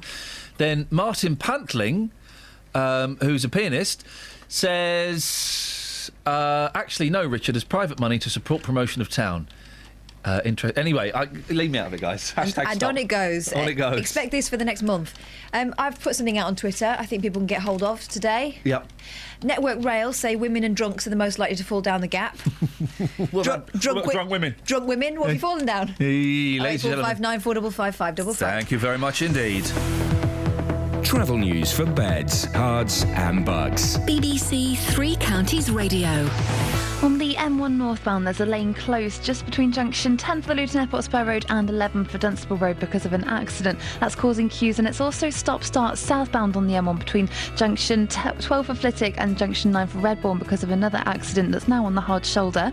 The A5 is blocked in both directions because of an accident at Lynch Hill, and that's causing delays to Church Street and also from West Street. And in Woburn, on the Woburn Road, there's reports that an obstruction is in the road Astley Lane because a grey car has been abandoned in the road there. Samantha Bruff, BBC Three Counties Radio.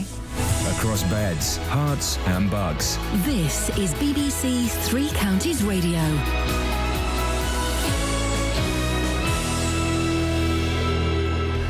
It's 7:30. I'm Simon Oxley. The Conservatives are criticising Labour-run Luton Borough Council for spending £60,000 in the last 3 years at the five-star Luton Who Hotel. The council says the money was spent by the Love Luton campaign, which is funded entirely by local private sector partners.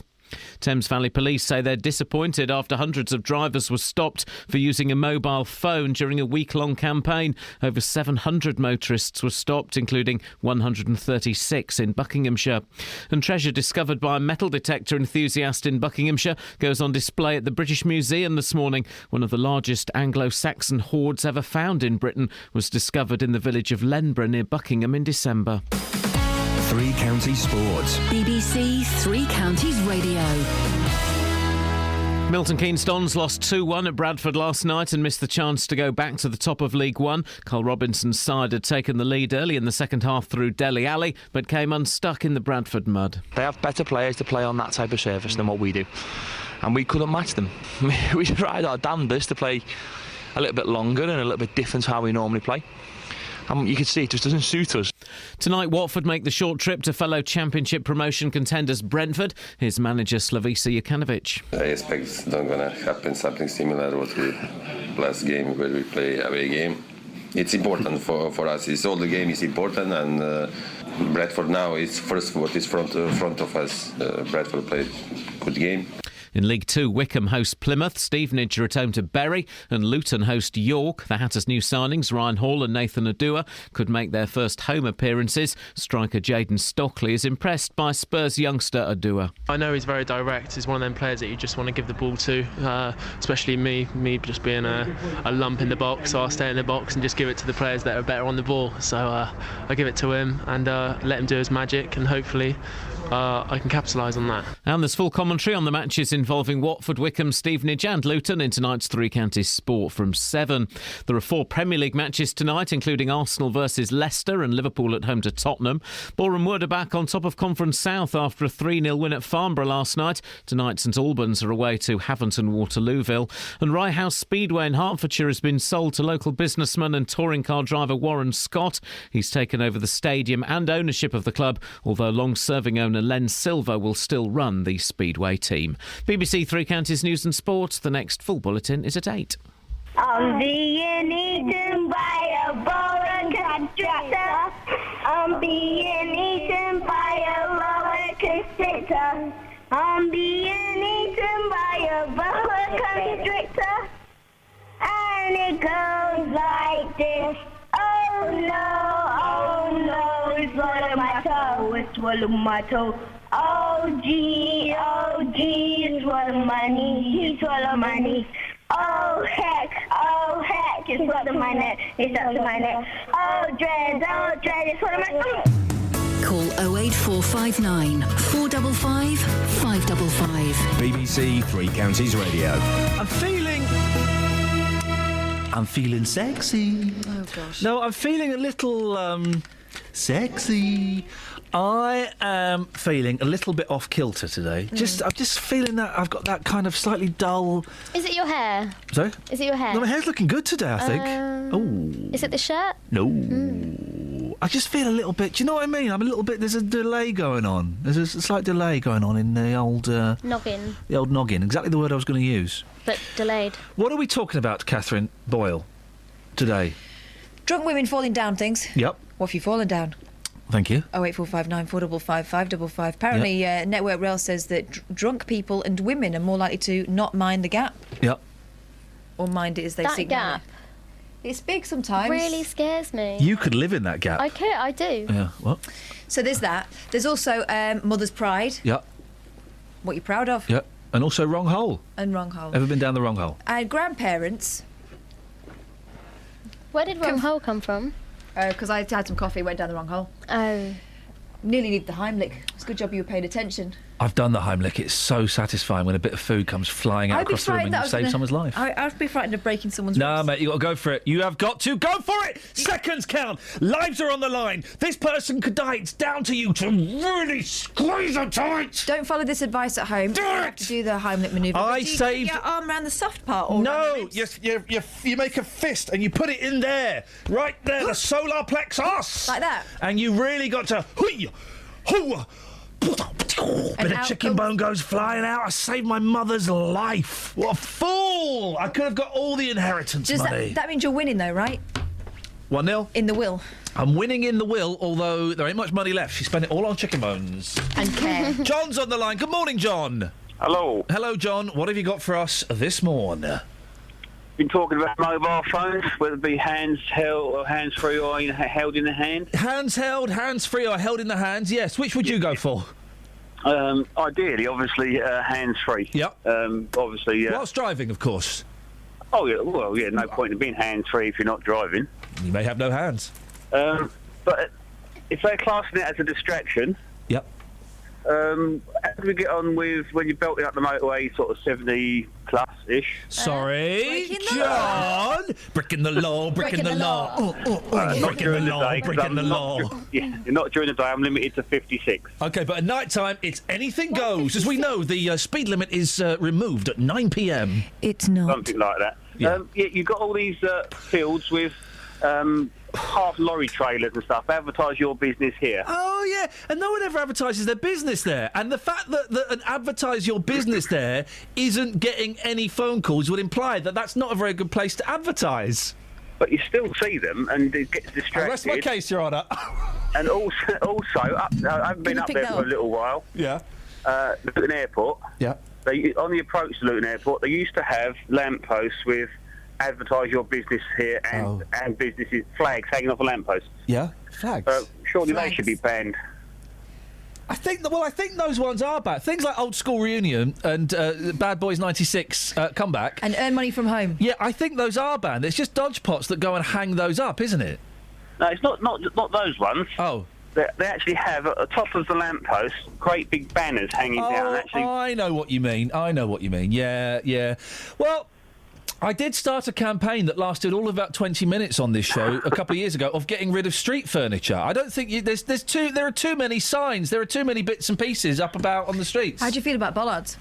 Beg your pardon? I mean, that's street furniture. Yeah. That's necessary, isn't it? No, I'm talking about signage, mate. Stop being facetious. I'm with John. There's too much signage. And as I've said, rid of it all. And I've said before, John, and this is cold, let's ban those roadside tributes. The roadside memorials. You know, the teddy bear that's tied to some railings, or the flowers that are dying where someone else died. Let's get rid of those. They're distracting. I can understand the parent wanting to put a bunch of flowers, but not like 50 bunches of flowers. And like so, once they've, leave them up there for a week and then go and take them. No, I don't think, because they distract me. I'm able to, I think, pretty much ignore billboards and advertising hoardings and things like that. I can pretty much. And although some of those Marks and Spencer posters are a little bit blue, have you seen them? They're a little bit raunchy. That's distracting to the old eye. I saw one on the side of a vehicle yesterday on an Arctic trailer. Yeah. It was virtually a naked lady with just a circle over a top section and then a pair of skimpy bottom sections. But obviously, you're looking at it, nearly naked, Top section and the bottom section? Yes. Covered by a circle? Filth. But I can ignore most of those. I can ignore nudie women on vans, OK? Bet you can. But the roads... What, when they're shouting at you? I've never... have you ever... OK, here we go. Uh-oh. Hands up, who's ever driven along the road naked? Can you see my hand up? Oh, John, I can. We're going to let you go. Thank you very much. Haven't one of you done it? No, my mate has. Oh, OK. I knew that there was a story somewhere. Drove along the road naked. Now, as a young man growing up reading adult literature, in the letters section, this was always happening, apparently. This was always happening, and I've never come across it. Kelly, tell us more. They're a couple, and they thought it would be really funny. So they took off all their clothes, and as they drove past people, they did the running thing, you know, when you pretend that you're running. I think that classifies as a distraction. And the police should be cracking down, and that's probably the operative word, on that kind of behaviour, shouldn't they? 08459 455 555. Have you ever driven... OK, where have you been... This is it. Where have you been naked that you shouldn't have been naked? That's it. That'll do. 08459 455 555. There's a voice that keeps on calling me. Down the road, it's where I'll always be. Every stop I make a new friend. Can't stay for long, just turn around and I'm gone again. Maybe tomorrow I'll wanna settle down. Until tomorrow I'll just keep moving on. Down this road that never seems to end. When new adventure lies just around the bend. So if you wanna join me for a while, just grab your hat, come travel light, that's hobo style. Maybe tomorrow I'll wanna settle down. Until tomorrow, the whole world is my home. So if you wanna join me for a while, just grab your hat, come travel light, that's hobo style. Maybe tomorrow I'll wanna settle down. Until tomorrow, I'll just keep moving on.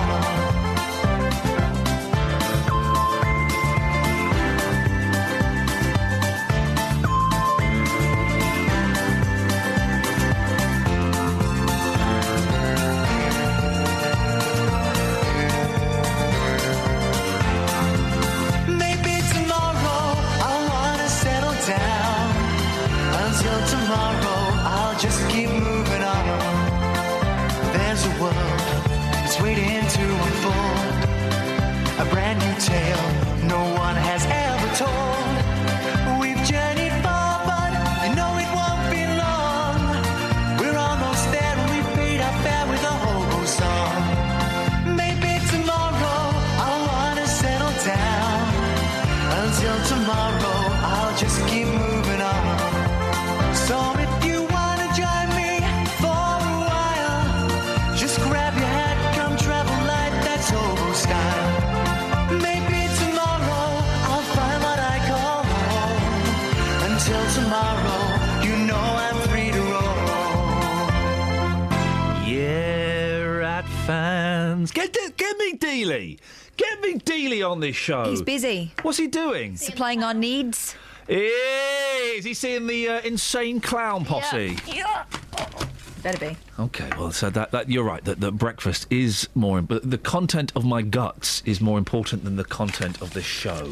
Can I just say that the couple I was talking about earlier are no longer together, so they're probably not doing so that. their attempt to keep things spicy anymore. failed. Never- So keep your clothes on. Where have you been naked when you shouldn't have been naked? I know it's a very specific question. Cass pulled a face. I've just had a tweet through from friend of the show, Oh, yeah. the one who showed us his piercings. I bet he's been naked all the time. He went to the pub with an ex-girlfriend who was nude under his long trench coat. I I thought that only happened in select magazines. Yeah, I know. I've got Sean Timoney and Richard Stay having a massive Barney on my Twitter feed, including me. Sean, you should have come on this morning. Yeah. Should have come on this morning. You're still time if you want to give us a ring. Yeah, please do. 08459 455 555. Otherwise, we're just going to end up talking about naked people, which is not as exciting as it sounds. No. I don't think it's very practical. No, I mean, I hate being nude. I hate it. It really is. Dennis is on junction 11 of the motorway 1. Good morning, Dennis. Good morning. Are you clothed? I am at the moment. Good. Oh, okay. Are you not always? No. Tell me more. There are times I wander around with no clothes on. Where do you do the running? Around my front room. In your front room? Yeah. The only two rooms I'm naked in my house are my bathroom, sometimes my bedroom, but generally it's just the bathroom. I'm all over the house sometimes. Oh, you dirty... Look, isn't that filth? That's the laugh of a deviant as well. That really is an unpleasant laugh. Is that what you've called in for, Dennis, to show off about your nudity? No. Oh, go on then. No, I was calling about something that happened on the road yesterday. Oh, yeah? Coming home from work. Go on, tell me. A car was swerving all over the motorway, like from lane 3 to lane 2, and then back into lane 3. Yeah. And when I pulled up alongside him, he was using his mobile phone. And it annoyed me so much, I wound down my window and I had a right go at him. Yeah, because that's safe, arguing with people while you're driving down the motorway at 70 miles an hour, Dennis. Naked. No, we had stopped. He'd stopped. We had stopped. Okay, Yeah. and what did he say? He was like, what have I done? What have I done, sort of thing. And he's got the mobile phone in his hand saying, what have I done? What have I done? And I said to him, get off your mobile device. What? Get off your phone. Get off your phone. Yeah, phone. And I don't know what you're talking about. And then he took off and he started swerving all over the road again. And I said I pulled up next to him again, and when we stopped, and I said to him, look, get off your phone or I'm going to call the police. Well, hang on, then you would have been on your phone. Yeah, but my phone's hands-free. His wasn't. Hey, you should have rammed into him, Dennis. I thought about it, but I would have been standing. Actually, yeah, no, I've just remembered, we're on the radio, on the BBC. You shouldn't have rammed into him, Dennis. Outrageous We're suggestion. a strictly no ramming show. Well, it's Pedigree Pete. Hello, my friend, how are you? I'm fine, thank you. Where have you been naked where you shouldn't have been? On the roundabout by Tesco's and the halfway house. I'm tempted to leave it there, but I've got to know more. What on earth was going on? I'm guessing you were drunk. I was. It was my stag do. Oh. And I was unfortunately unveiled, put in a Tesco's trolley, sat in the middle of the roundabout until I was arrested. And did you... Did they allow you to dress before they put you in the slammer, or were you in there in the nud? I was covered in Vaseline, and when you have these paper clippers that make holes in the paper? Yes. I was absolutely covered and smothered in those. Ladies and gentlemen, thank you very much indeed. So, where have you been naked when you shouldn't have been? And also, I was thinking he was going to say he'd been handcuffed. What have you been tied to? 08459 455 555. Travel news for beds, cards and bugs. BBC Three Counties Radio. On the M1 northbound, there's been an accident between junction 10 for the Luton Airport Spur Road and 11 for Dunstable Road. That means there's a lane closed. That's causing delays, and it's also very slow on the M1 southbound. It's stop-start from junction 12 for Flitwick to junction 9 for Redbourne because of an accident that's now on the hard shoulder. On the A5, that's partially blocked in both directions at Lynch Hill. It's causing delays west from West Street southbound because of an accident involving 3 cars. And on the A1 Great North Road, looking at the speed sensors, it's very slow from the Kimbolton turn off to the Black Cat roundabout. That's because of the road works. In Woburn Road is still partially blocked at the Aspley Lane because of a car that's there been abandoned in the road. And in Marlow on the A44 northbound, that's looking very busy at the moment around the Marlow Junction and the M40 Junction 4 for the High Wycombe Handy Cross roundabouts. Samantha Bruff, BBC Three Counties Radio. Thank you, Samantha. 7:47, it's Tuesday the 10th of February. I'm Iain Lee. These are your headlines on BBC Three Counties Radio. Luton Borough Council is being criticised for spending £60,000 in the last 3 years at the 5-star Luton Hoo. Thames Valley Police say hundreds of motorists were stopped during a week-long campaign targeting the use of mobile phones while driving. And in sport, Milton Keynes Dons missed the chance to go top of League One after losing 2-1 at Bradford last night. Let's get the weather. Here's Kate. Beds, Herts and Bucks weather. BBC Three Counties Radio. The Met Office has a yellow weather warning in force this morning for fog. Now, we have some fairly dense patches across some areas, and also the temperature just teetering on 0. Now, most places, Buckinghamshire now above 0, but parts of Hertfordshire and Bedfordshire still at 0. So any mist and fog you do get could possibly freeze. So that's causing some problems out on the roads this morning. But most places, as I said, just sneaking up above now, so that's less of a risk. The mist and fog unlikely to clear for the next next couple of hours or so, though, so that's still a problem. Now, once it does lift, mid-morning onwards, it's going to be a predominantly cloudy day. 1 or 2 breaks this afternoon with maybe a little bit of sunshine, but the maximum temperature struggling up to around 7 Celsius. Overnight tonight, again, it's a repeat performance, cloudy, 1 or 2 breaks, and in those breaks we could see the temperature drop down to 0, which could lead to a sparkle or 2 of frost, but also some mist and fog possibly going to form in those as well. So it is a repeat performance. Could get some problems tomorrow morning with some freezing fog perhaps. Most places, however, staying above 0, towns and cities especially. And it's a similar sort of day, rather cloudy, some bright spells in the afternoon, temperatures up at 7 Celsius, and that's your forecast. Every weekday morning. Let me get on with your consumer problems. Should I expect it to last as a £350 TV or a £250 TV? Jonathan Vernon Smith. Have you gone back to the retailer? I went and spoke to the company that you'd paid the money to. The JVS show fights for your rights and tackles your consumer problems. So I emailed again and reminded them of the statutory rights, which I've heard in your programme. If you need our help, email jvsshow@bbc.co.uk. They've backed down and they have put in writing to me that I no longer owe the money. And we could do the same for you. That's fantastic news. Thank you so much, Jonathan. Your team is fantastic because you look after the people. The JVS show, weekdays from 9 on BBC Three Counties Radio. Call 08459 455 555. BBC Three Counties Radio. When have you been naked when you shouldn't have done? And what have you been tied to? Paul's in Northampton. Morning, Paul. Yeah, good morning, Ian. What have you got for us, boss? I'm just curious. They're on about police enforcing the laws of using mobile phones and other things whilst driving. Yeah. Well, I don't know if anyone's an avid TV fan and radio, like myself, but the TV is awash with police programmes of various types. Road Wars, Brit Zero Tolerance, Police Interceptors and so on. Police Interceptors? I'm just a little... I don't know Police Interceptors. I've not heard of that one. Right. Well, there's probably about 20 different programmes on during the week, all about police and what they do. But anyways, the curious thing is regularly you see police officers doing all the things that they will get you prosecuted for. Now, I understand they do a bit of training and so on, but wouldn't it be better than instead of on TV for millions of people to see them driving without seatbelts in all kinds of situations, whether it just be normal driving down the road or chasing people, crossing their hands, using radios and mobile phones. There's even pictures that go around on Facebook regularly of police officers driving transit vans texting on the mobile phone. Well, I've never seen any of these pictures, but also if they're doing a blue light job, then they have had special training. They've had advanced driving lessons, haven't they?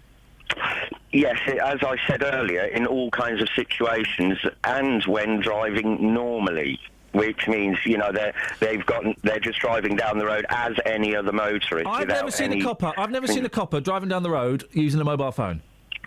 I have regularly. You see it on TV, Ian. And I would have thought programmes like that would not put that on. Why? You want censorship? Well, I'm just saying it's portraying a bad thing. They're showing police doing the things that they're telling us not to do in situations when they should not be doing it themselves. Paul, thank you very much indeed. 08459 455 555. Now, last year, spoke to a gentleman from Luton who's so fed up with people parking on the pavement that he's launched a one-man campaign. David Bikini has been taking details of vehicles who get in the way of his mobility scooter, meaning that he has to go in the road or go round or sometimes even take different routes altogether. Well, Dad Pop is the name of the organisation that he's set up. And if anyone is wondering where Dad Pop comes from, well, listen to this clip from last year. Dad Pop. Where did that idea come from?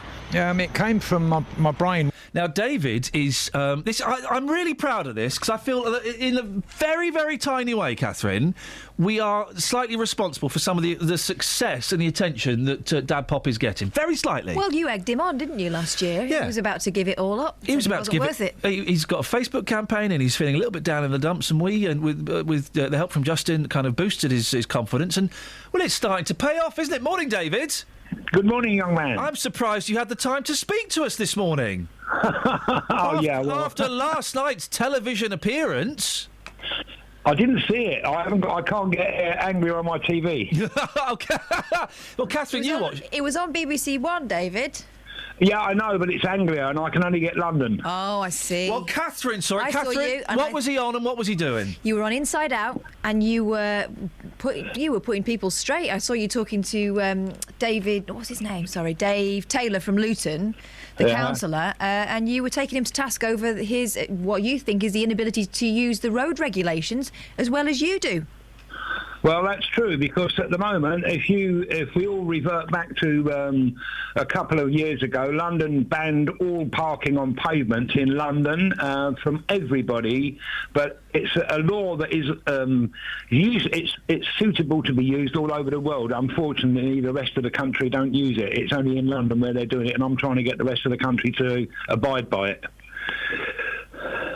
So it's still an ongoing problem, is it, David? How often do you come across this problem where you're in your electric chair or your buggy and you can't go down the pavement because there's a car in the way? Yeah, well, let me tell you, over the weekend, I came out of Harry Scott Court to go down Torrington Road to go shopping in Sundon Park, and unfortunately had to go on the road 4 times because 3 cars were completely parked on the pavement. Yeah. So it still happens.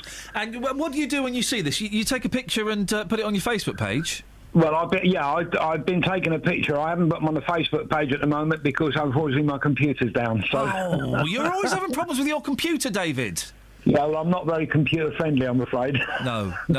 Listen, what is the Facebook page? So people want to come and have a look. I'm going to see if I can find it. Look, hang on a minute. Dad Pop. Let's have a little look. Dad Pop, here we go. We've got 152 likes. Facebook.com/Dad Pop Luton.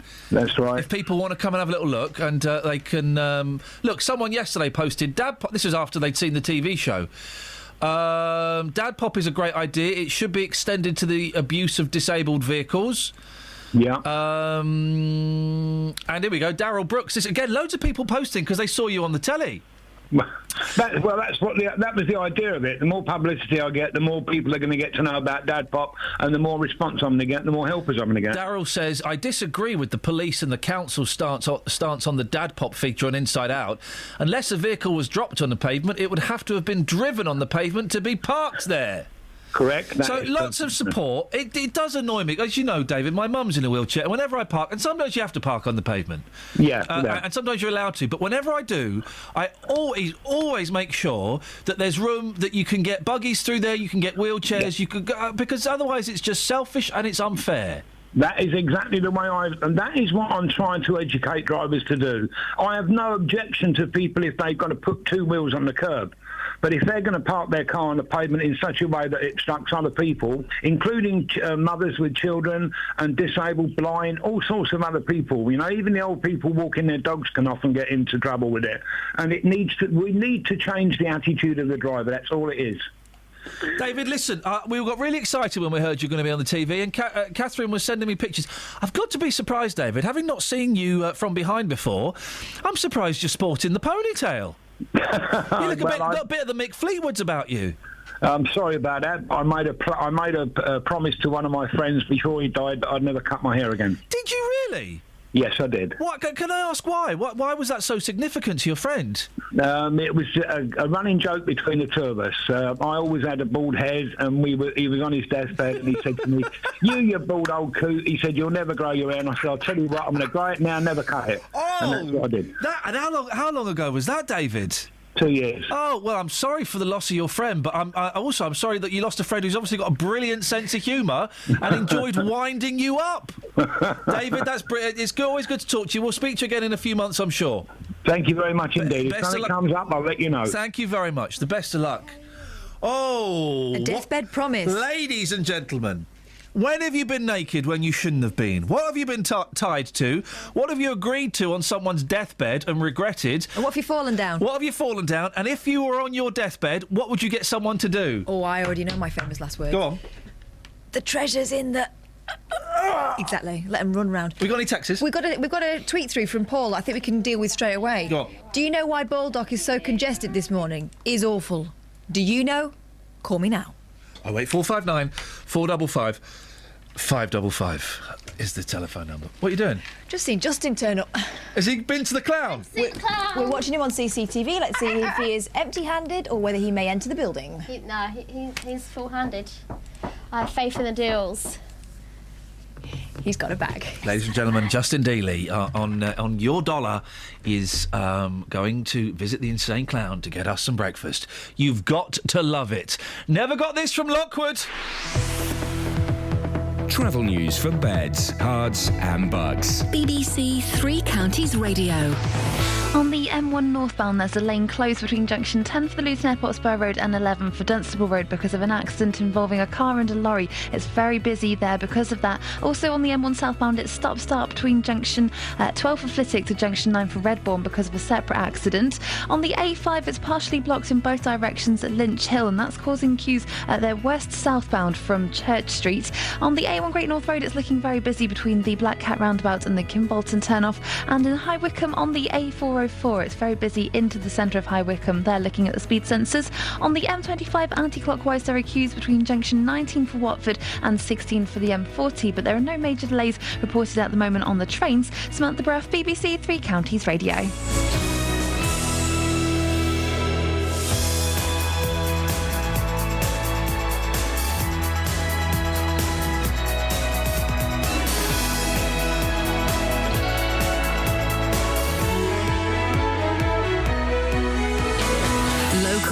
Vocal across beds, hearts and bucks. This is BBC Three Counties Radio.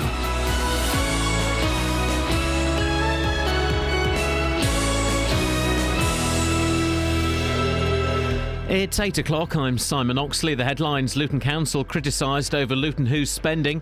Police in Buckinghamshire target drivers on the phone. And Milton Keynes Dons stuck in the mud at Bradford. BBC Three Counties Radio. The Conservatives are criticising Labour-run Luton Borough Council for spending £60,000 in the last 3 years at the five-star luxury Luton Who Hotel on food, drink and room hire. The council says the money was spent by the Love Luton campaign, which is funded entirely by local private sector partners. Richard Stay is a Conservative councillor in neighbouring central Bedfordshire. Regardless of where that 60 grand came from, there is something very odd about a Labour-run council that's putting up council tax and cutting services.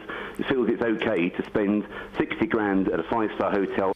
Thames Valley Police say they're disappointed after hundreds of drivers were stopped for using a mobile phone during a week-long campaign. Over 700 motorists were stopped, including 136 in Buckinghamshire.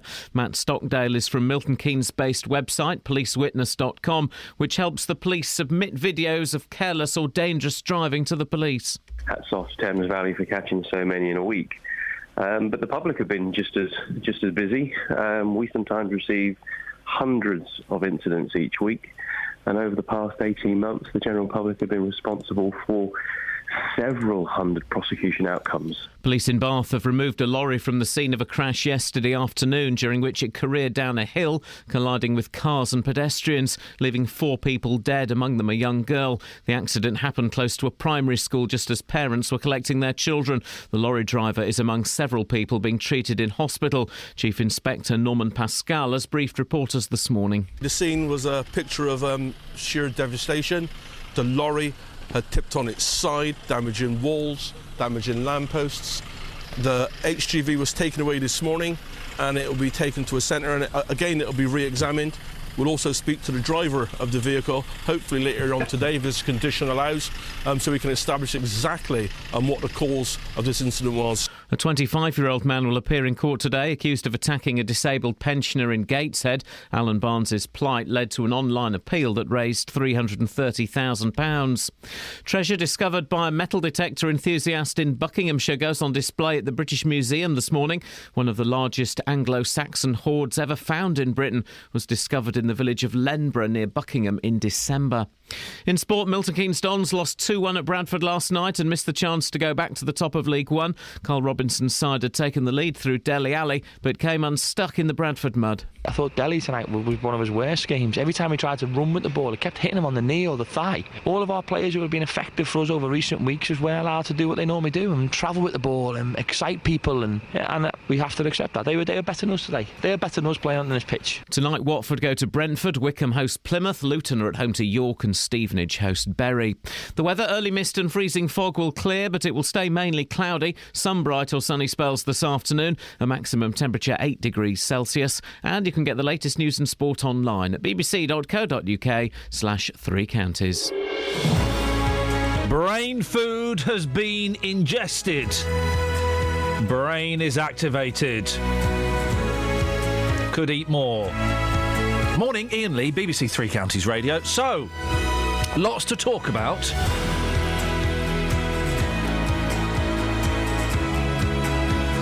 But the main questions are, where and when have you been naked when you shouldn't have been, particularly if you've ever driven naked?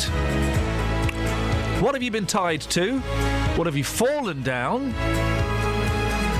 Deathbed promises. 08459 455 555. Across beds, hearts and bucks. This is BBC Three Counties Radio. My ambition, and I haven't got a will. I need to get a will. But I do want to put that thing in the will where my family can only inherit my worldly goods if they spend the night in a haunted house. Yes, do a video. Yep. You've got to do a video. If you're watching this video, that means I'm dead. Don't cry. Don't cry. All right, cry a bit. A bit more than that. Yeah, do a video, a death video. Mm-hmm. If you're watching this video, that means I'm dead. And you can do various alternative endings. I tell you what I miss. Those video games, actually on VHS tapes or on DVD. Yes. Where, like, murder games or, they were kind of adventure games. Where you'd Didn't you have a board game alongside them? Yeah. Sometimes? And it was, now play track 5. For one Christmas, my mum used to love Who Wants to Be a Millionaire when it was new. So I bought her the DVD game of it, right? I've got that. And I said to her, jokingly, oh, by the way, if you win it, you actually win £1 million. You fill in a form and you send it off. And she got to the £1 million and she thought she'd won £1 million. She's such a div, my mum. She's such a div. So how did you get around that? I had to steal £1 million from Chris Tarrant and give it to her. Did he mind? With my mind. No, did he mind? With my mind. No, but did he mind? With my mind. Ask it again, go on. Seriously, I'll answer it properly. Did he mind? With my mind. No, you've got a did he mind? With my mind. Go on, one more time and I'll answer it properly. Did he mind? With my mind. Now, the Conservatives are criticising Luton's Labour-led council for spending thousands of pounds entertaining guests at the 5-star Luton Who Hotel. Yes, Luton Who. Election campaign alert, guys. It's going to get nasty for the next few months. The figure of £60,000 was uncovered by Katie Redmond, who's looking to unseat Gavin Shuker as MP for Luton South.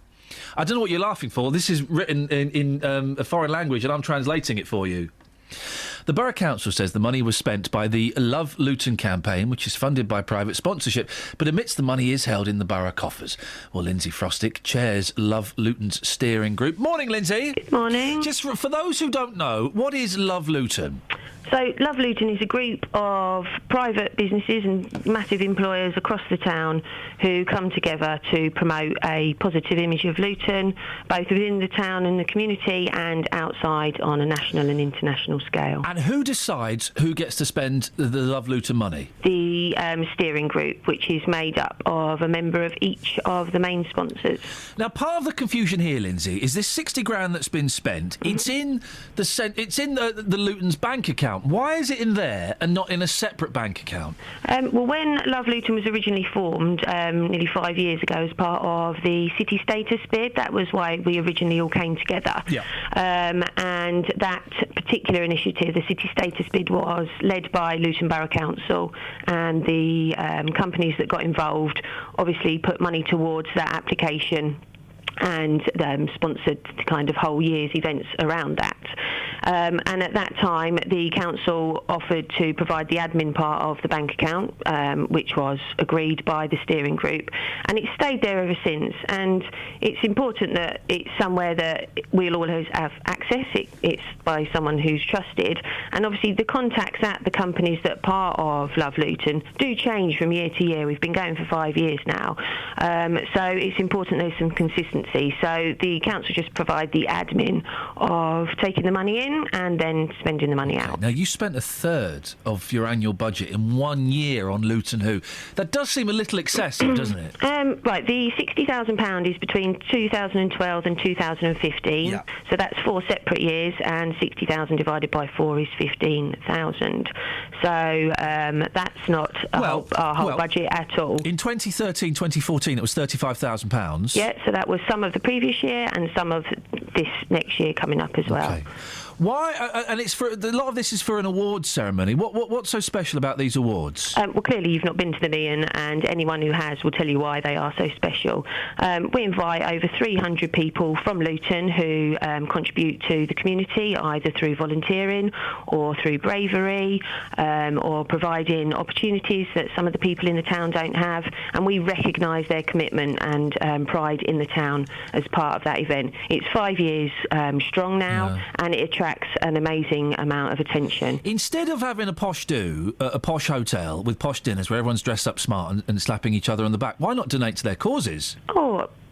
Well, we do that as well. So but I think award ceremonies would go a long way, wouldn't it? Well, it would, but I think award ceremonies are particularly important, and you'll have been to some yourself for radio awards. I imagine they're on a similar grand scale. Yeah, they're silly. Well, I'm sure you went, Iain. Yeah, I went, but I do stand by the thing. An award. Yeah, well, yeah, of course I did, but I stand by the thing that they're silly. The award ceremonies, you know, listen, I do well enough. I'm not bothered about awards. They are silly. When people are getting grants cut, to spend 35 grand on something like this is a little bit it's obscene, isn't it? Not at all, because it's not 35 grand on one event, and that's quite important. The other thing is that Love Luton promotes pride in the town, and it offers a huge amount back to the community. We offer events right across the town. Why and not a huge have number. the, I'm sorry, I'll just finish. A huge number of people have benefited from the events that we've done. So I think it's really important to remember what's good about Love Luton and the good work it's doing. Right. You're right. I mean, I live in Luton, so I'm a resident of Luton, so if the council were wasting money, I'd be a bit peeved about that, but I know full well they're not. You're right. Why aren't the awards in Luton, then? Because there's not a hotel that can accommodate that size event, unfortunately. Oh, so Luton's not that great, then? Luton is that great, yeah. But there's nowhere that you can have an award for people... It does sound a little bit odd, Lindsay, having an award for people who've done great things in Luton, but not having it in Luton. A place called Luton Who? Yeah, but it's not in Luton. Well, it might be called Luton Who, but it's not in Luton, is it? Well, we're talking boundaries now. I think Luton Who offers a really nice opportunity for people to go to visit a 5-star hotel.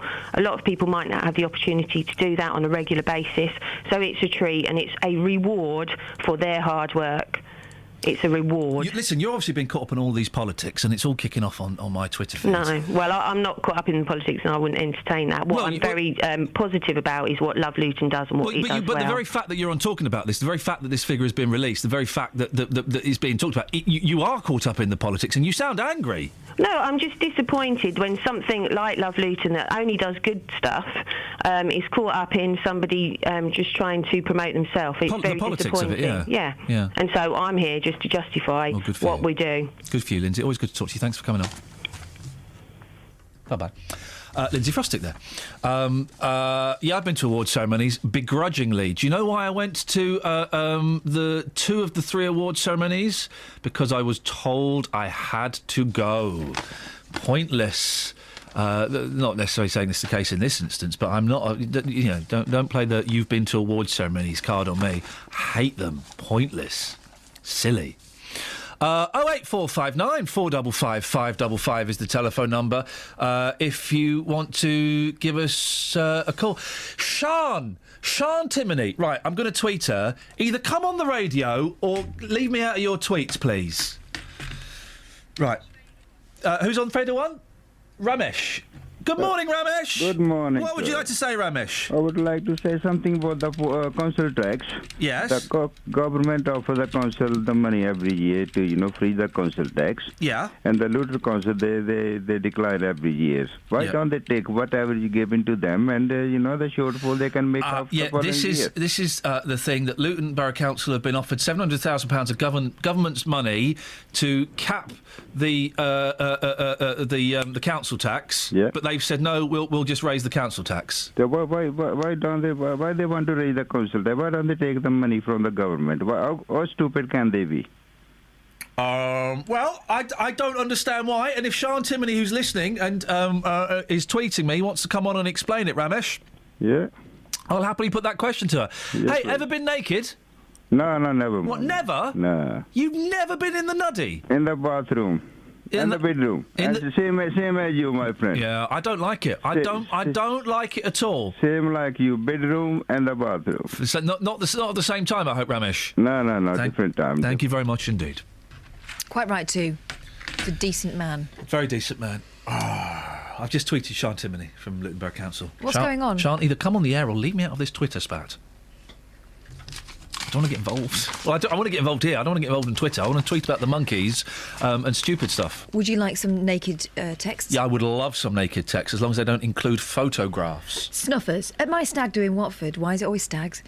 Stag do in Watford, we played football. During the game, every time someone scored against my team, I had to take off a piece of clothing. That'll learn you. Oh, I bet your team were letting them in.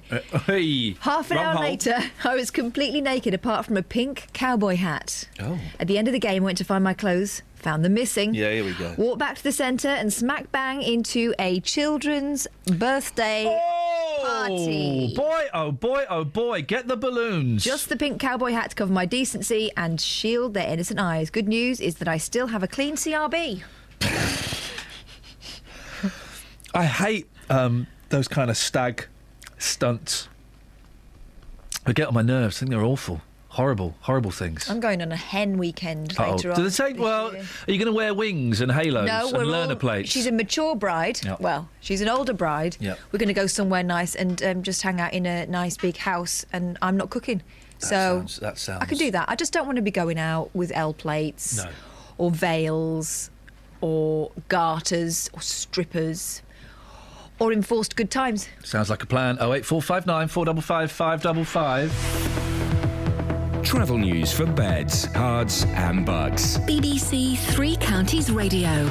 Between Markyate and Dunstable, the A5 is partially blocked in both directions near the Pack Horse pub at Lynch Hill, and that's because of an accident between three cars and a lorry. It's causing queues westleigh southbound from the High Street North. On the A1 Great North Road, there are queues from the Kimbolton turn off to the Black Cat roundabout through the roadworks, and in Baldock on the A507 southbound. Looking at the speed sensors, it's very slow between the A1M junction 10 for Stotfold and Whitehorse Streets. Looking at the motorways, the A1M southbound is very slow from junction 9 for Letchworth and 7 for Stevenage, and it's very busy on the M1 southbound through junction 12 for Flitwick to junction 9 for Redbourne. It's after an accident earlier. The M1 northbound, though, has all reopened and it's easing off between junction 10 for the Luton Airport Spur Road and 11 for Dunstable Road. Samantha Bruff, BBC Three Counties Radio.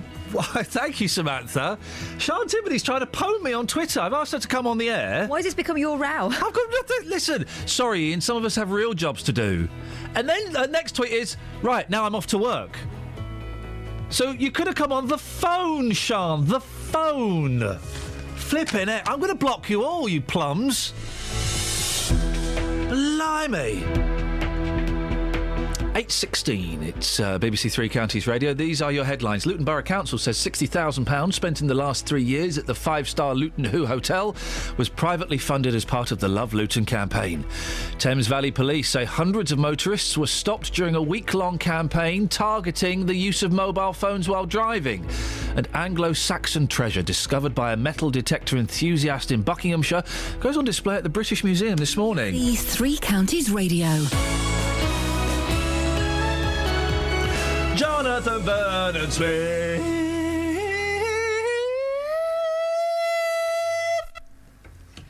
You all right? What are you laughing at? No, it's lovely. Good good echo at the end there. The echo don't always work here. No. And let me say that in posh. The echo doesn't always work here. Sometimes you get the echo. I was going to say, it works if you just open the fader a bit. If you whack it open, it doesn't work for some reason. Oh, it's whacked open now. Yeah, but if you just whack it open from nothing... OK, let's try and whack it open from now. Oh, I did that. Oh. I take it back. I've got a bit of a headache. Have you? Yeah, I've got a little bit of a headache. Feeling it today. Are you? Have you taken anything for it? Not yet, no. All right. I'm going to ride it out. You're closing one of your eyes slightly. Yeah, I know, because I've got a massive headache. That's why. And I've got the kids today as well. I'm thinking, oh no. Blimey. Can't you farm them out somewhere?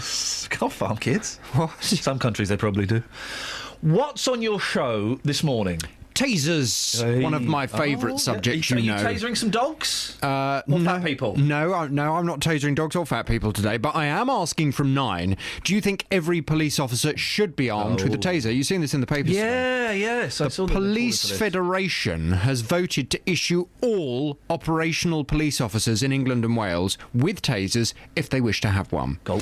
Currently, 14,000 police officers in England and Wales are authorised to use tasers. That's just over 10%. Her Majesty's Inspectorate of Constabulary estimates that 92% of the 127,000 police officers in the UK are considered frontline officers. So another 102,000 police officers could now be trained to use them. Well, tasers were first issued in 2003, and in the first 5 months of last year, they were drawn over 5,000 times, but only fired 826 times. You look disappointed. Well, no, it's quite interesting because I had no idea that, and I've spoken to a number of taser-trained police officers, 9 times out of 10, the red dot is all that's necessary. The little laser point that's on the... Yeah, so what they would do, if you were, let's say you were some mad axe-wielding maniac running around the streets of Luton... they would point the taser at you, and the red dot would go they'd aim it in the middle of your chest. I'm wearing a red shirt. That would confuse things, wouldn't it? They point it in the middle of your chest. Yep. You'd still see it on your shirt. Okay. And they would draw your attention to the fact that they had a taser drawn at you. Yeah. And, of course, most people, they see the red dot from films and things like that. Yeah. So the minute people see the red dot, they drop whatever and they hold their hands up and they surrender. So that's all that's necessary, the red dot. You had a very camp holding up of your hand. Oh, no, please. Oh, not me. No, I'm sorry. No, but honestly, that's all that's necessary. That's the effect. And then they'll drop it, which is how powerful that weapon is. Well, considering the current state of alert we're told the UK is in... Yep. In the wake of the terror attacks in Europe, I want to hear your thoughts this morning from 9. Do you think every police officer should be armed with a taser? Is it sensible? 08459 455 555. Your call from 9. Three Counties Sport. More live football tonight here on BBC Three Counties Radio. Watford are at Brentford. Here comes a Vitra! It's 4! Luton at home to York. And then into the net by Andy Drury. Stevenage take on Bury. He's gone in as well from Dean Wells.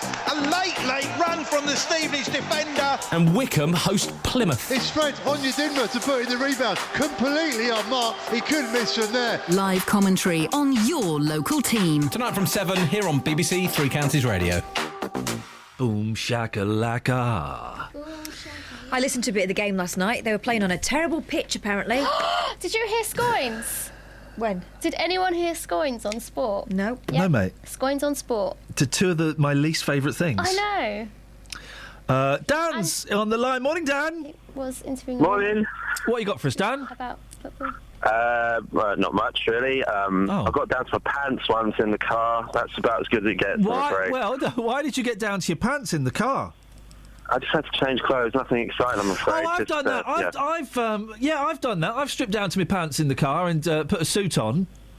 Yeah. It's not that bad, is it? It's it's acceptable, I think. I did it in a horrible NCP car park in what's that place? London? No. Paris? No. New York? No. Peckham? No. Paris? Worthing. Worthing, lovely Worthing. It was horrible. It was the most dirtiest car park in the world. All these dirty... I'd had a wee in there as well. Stripped down to my pants. Yeah. And put a suit on in a car. Good times. Great times, Dan. It's great, isn't it? Yeah, I mean, I feel a bit exposed. It's a multi-storey area, so anyone can come by. But anyway. I was all right with it. And I've never fallen down a gap either, by the way. So okay, ever promised anything on your deathbed? What, sorry? Ever promised anything on your deathbed? No, I haven't been close to death yet, thankfully. But I'd promise everything to the right person, I guess. I've got some comics and a nice mug. And yeah, what comics you got, Dan? 2000 AD when I was little. I really tried with 2000 AD, and I just couldn't get my head around it. What did you read? I was the classics, Whizzer and Chips, isn't it? I never really got. Oh, of course, yeah. I never got into that sci-fi stuff. when I was a wee nipper and all that. But then I graduated onto the harder stuff, and never looked back. I never graduated onto the harder stuff. And I only recently read Watchmen. Really? Yeah. Now Watchmen is good. I wouldn't watch the film, but the book's good. Yeah. I'm reading The Walking Dead at the moment as well. This is getting a bit geeky, so I have to be careful. But let's abort the geek. But thank you for that. Yeah. I kind of feel once you start getting into the world of adult comics, you've kind of you get sucked in. Really. I went Twinkle, Beano, Jackie, just 17. Then Dad saw a copy of my More magazine and I got banned. Hello, can you hear me? Twinkle. Hello. Twinkle. Is that a comic? Twinkle was a comic for little girls. Oh, they didn't call it Twinkle, It was did called they? Twinkle. Well, it's like having a comic for boys called Winkle. It was good, innocent fun, and it didn't come with loads. I mean, at the moment, if I want to buy my kids a comic, my daughter reads a Beano, mostly because there's something to read in it, and it doesn't come with a million bits of plastic posing as a free gift. Well, you get it's a free gift every week at the moment. You get a free finger. Yeah, that was the Halloween special. We like that. Thank you for that. Excellent stuff. Now, Thames Valley Police say they're disappointed at the number of people they've caught using a mobile phone while driving. They've stopped 700 chances in a week-long operation. Well, separately, new drug drive legislation comes into force in 3 weeks' time, which means it will be illegal to drive under the influence of certain medicines which are available over the counter. We're joined now by Robert Goodwill, who is Road Safety Minister. Morning, Robert. Morning. Let's talk about the mobile phones first of all. Is it still a problem that people are using their phones while driving? It seems to happen all the time, doesn't it? It is a problem, and you don't need to go very far, particularly in town centres, to see somebody. Often people driving vans, I notice, using phones, and it's completely unacceptable. It's dangerous. It's against the law. And I think we need to change attitudes. For example, many people would not dream of getting in a car with somebody who's drunk, but they seem perfectly happy to be passengers with people driving and using their mobile phones. So I think the clear message is that this is dangerous, it's unacceptable, and maybe a little bit of peer pressure. So if kids are in the car and the parents are using their phone, make it very clear to them that they shouldn't be doing it. Yeah, do you know what? That's I remember before it became law to wear seatbelts, me and my sister were always telling my mum and dad to put their seatbelt on, and to the point where they did it just to shut us up. One of the complaints that we get on this show, Robert, is that everyone sees people using their mobile phones, but they don't seem to see that much being done about it. Well, we have increased the penalty from £60 to £100, and we're looking at the effectiveness of this penalty and whether we need to do more.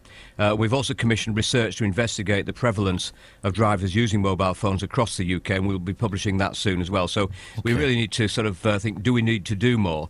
We also need to change attitudes. If people are listening to this, in their cars, get a hands-free kit, for goodness sake. They're not very expensive. And, of course, as more and more new cars are fitted with Bluetooth or other devices, phones fitted in the cars, that will actually be less of a problem. But, these kits aren't expensive, so get a kit and be legal. Now, driving when taking medicine, probably something that most people don't consider, yet it can be very dangerous, can it? Well, it's always been an offence to drive whilst impaired by drugs, whether they're legal or illegal. And indeed, many medicines actually have, do not drive or operate machinery may cause drowsiness. So that hasn't changed. What we've done is that we've now introduced legislation that the offence will be having drugs in your system, as opposed to being impaired, because impairment is quite difficult to prove in court, particularly with some of these loophole lawyers about. So we've set a sort of zero tolerance on 8 illegal drugs, the common, cannabis, cocaine, ecstasy, those drugs. But we've also set levels above those which would normally be used therapeutically for 8 legally used drugs. And the message today is to reassure people that if you're using these drugs as prescribed and you're not impaired, then please keep using these medicines. And if you have any doubts at all, have a word with your doctor or pharmacist. Without getting too technical, what kind of legal prescription medicines are you talking about? Well, we're talking about morphine used to treat pain. We're talking about opiates. which can metabolise into morphine and would show in a blood result. We're talking about all those drugs ending in PAM, diazepam, clonazepam, temazepam, and the drugs that people use to treat anxiety and inability to sleep. And we're talking about methadone used to treat drug addiction, and we're shortly going to add amphetamines to that list, which can be used to treat ADHD or Parkinson's. So, but what we've done, we've set those levels comfortably above the sort of levels that people would normally use as prescribed. So is this target? So these are not impaired. They should be absolutely fine. So these are legal drugs, and if you're taking them as prescribed, then that's fine. So this is aimed at recreational drug users, is it? People who use these prescription medicines. Use these drugs recreationally and who are a danger to other people on the road. And of course, if you have taken these on prescription, you can show that you've taken them as recommended and you're not impaired, then you do have a medical defence against the level. But we have set those levels, and we've spent a lot of time consulting on this. Indeed, it's been quite frustrating how long it's taken to get agreement across the medical profession. But we now feel that we've got levels set at the right level to ensure that people who are taking these drugs as prescribed by their doctor or pharmacist, they'll be OK. But people who use these drugs at high levels recreationally will be breaking the law. Robert, good to talk to you. Thank you for your time. That's Road Safety Minister Robert Goodwill. 08459 455 555. A long time ago, gosh, maybe 15 years ago, I was having trouble sleeping, and I was prescribed temazepam. Hey, that stuff is nuts.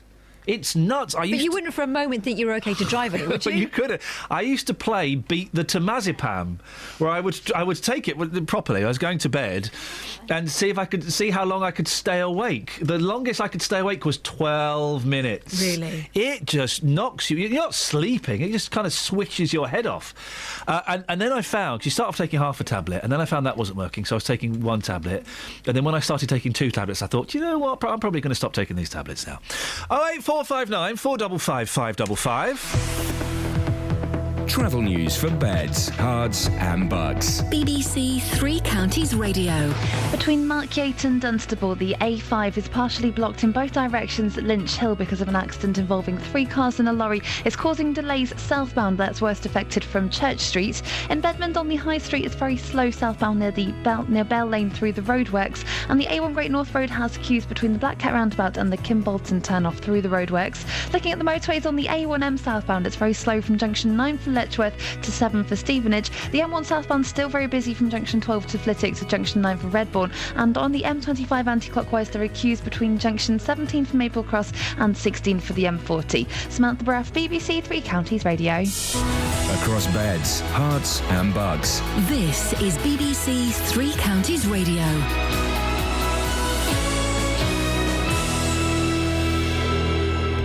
It's 8:30. I'm Simon Oxley. The Conservatives are criticising Labour-run Luton Borough Council for spending £60,000 in the last 3 years at the 5-star Luton Hoo Hotel. The council says the money was spent by the Love Luton campaign, which is funded entirely by local private sector partners. Thames Valley Police say they're disappointed after hundreds of drivers were stopped for using a mobile phone during a week-long campaign. Over 700 motorists were stopped, including 136 in Buckinghamshire. And treasure discovered by a metal detector enthusiast in Buckinghamshire goes on display at the British Museum this morning. Three Counties Sports. BBC Three Counties Radio. Milton Keynes Dons lost 2-1 at Bradford last night and missed the chance to go back to the top of League One. Carl Robinson's side had taken the lead early in the second half through Dele Alli, but the manager felt Bradford's second goal should have been disallowed for handball. The refereeing has to be better. It has to be. I've just been to see him then. He said he didn't feel like it was deliberate. But I think when it was on TV today, it just highlights how bad the decision was. Tonight, Watford make the short trip to fellow Championship promotion contenders Brentford. Here's their manager Slavisa Jokanovic. I expect it's not going to happen something similar to what we last game where we play away game. It's important for us. It's all the game is important, and Bradford now is first what is front of us. Bradford played good game. In League 2, Wycombe host Plymouth, Stevenage are at home to Bury, Luton host York. The Hatters' new signings, Ryan Hall and Nathan Adua, could make their first home appearances. Striker Jayden Stockley is impressed by Spurs youngster Adua. I know he's very direct. He's one of them players that you just want to give the ball to, especially me just being a lump in the box. So I'll stay in the box and just give it to the players that are better on the ball. So I give it to him and let him do his magic, and hopefully I can capitalise on that. And there's full commentary on the matches involving Watford, Wycombe, Stevenage and Luton in tonight's Three Counties Sport from 7 o'clock. There are 4 Premier League matches tonight, including Arsenal versus Leicester and Liverpool at home to Tottenham. Boreham Wood are back on top of Conference South after a 3-0 win at Farnborough last night. Tonight St Albans travel to Haventon Waterlooville. And Rye House Speedway in Hertfordshire has been sold to local businessman and touring car driver Warren Scott. He's taken over the stadium and ownership of the club, although long-serving owner Len Silver will still run the Speedway team. BBC Three Counties News and Sport. The next full bulletin is at 9.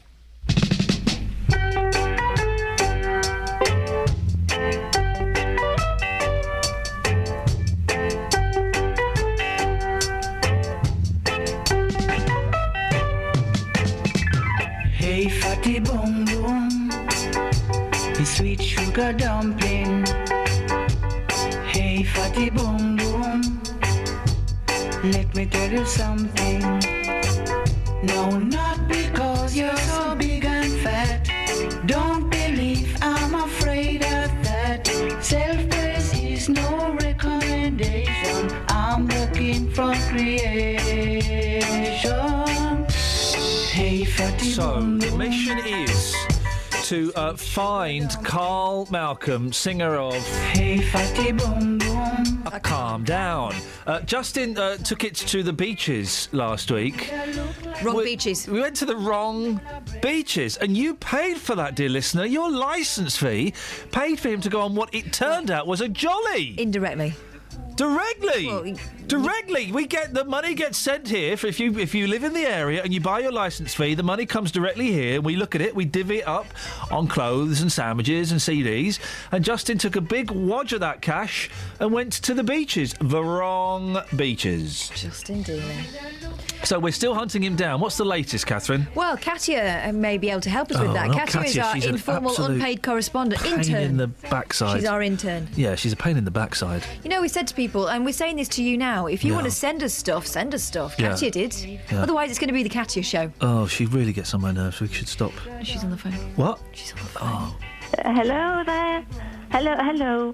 Top of the morning to you.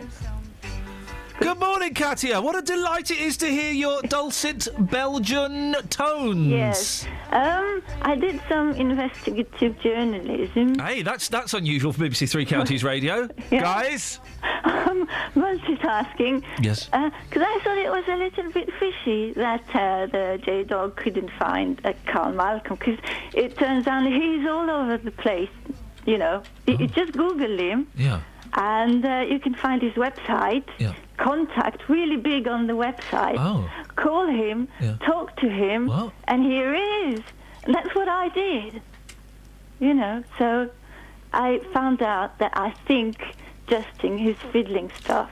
Well, you know Justin is fiddling stuff. Shall we have a listen to what you did, Katya? Okay, let's do that. Hello there, it's Katya, and unlike the J-Dog, I am a very big fan of the truth. And the truth is that Mr. Carl Malcolm, the genius behind the fatty bum bum, is really easy to find. Here he is talking to me a few minutes ago about his close encounter with Mr. Dealey. This guy, Dealey, he met me a few weeks ago. He said he was really excited to interview me in Jamaica. So when I told him I moved to London, I don't hear from him anymore. What do you want me to do now? You tell me. I don't know, just shame on Mr. Dealey for trying to go to Jamaica for free.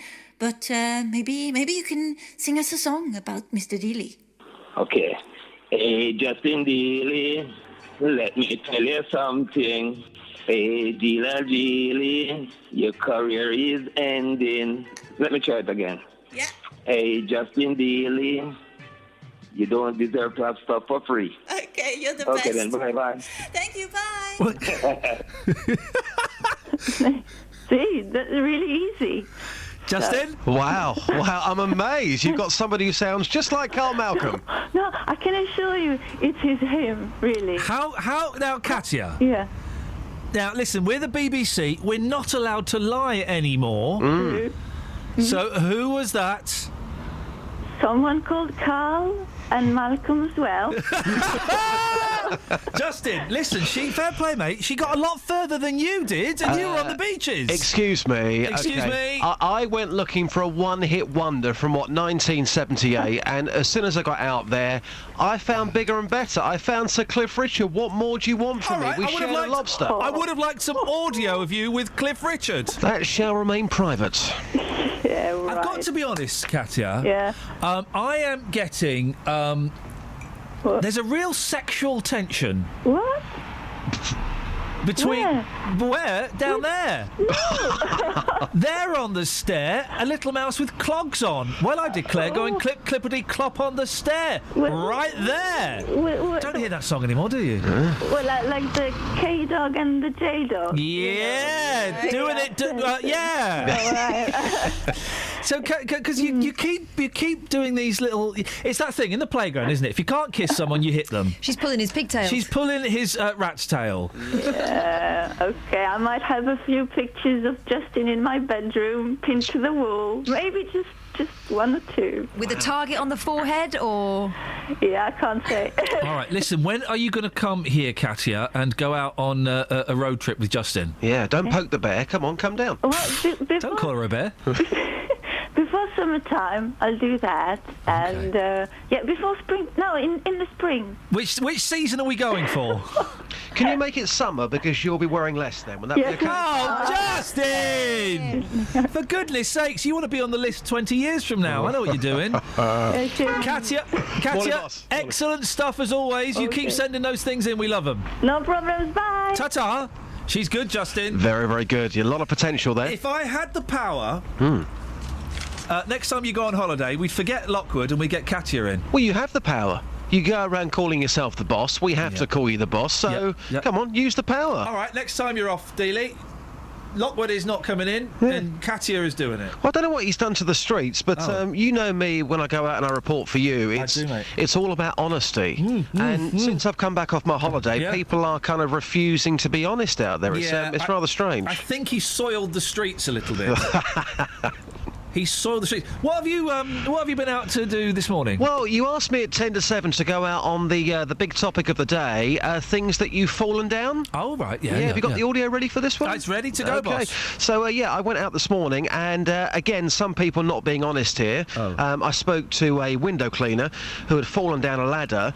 As soon as we started talking, he actually picked up his bucket and then ran off.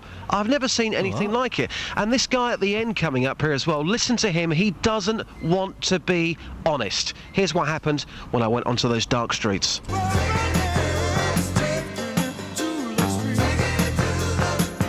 Taking it to the streets with J-Dog. Nicholas, tell us what you've fallen down. A manhole. A manhole? Yeah, a manhole. Where was this manhole? Hemel, I think. How big was it? Not big, it wasn't deep, but it was enough to sort of lose your footing and then scrape your knee and shin. So all you got was a scrape? Yeah, it wasn't too bad. I was lucky. It was fortunate, So what are you moaning about then? What am I moaning about? I'm not moaning about anything. You've asked me. Ian, how are you today? Not too bad. Lovely. Ian, what have you fallen down? Stairs. Tell us what happened. Come on, be honest. Open up. Well, I was in a pub, had a few drinks with the mates, came home, walked up the stairs, realised that I forgot something at the shop, went to go back down and just tumbled down the stairs. Okay. So self-inflicted? Yeah, absolutely, yeah. What were the injuries like? Twisted ankle, a bruised back, just a bruised ego, really. And have you done it again since? Oh, no, never.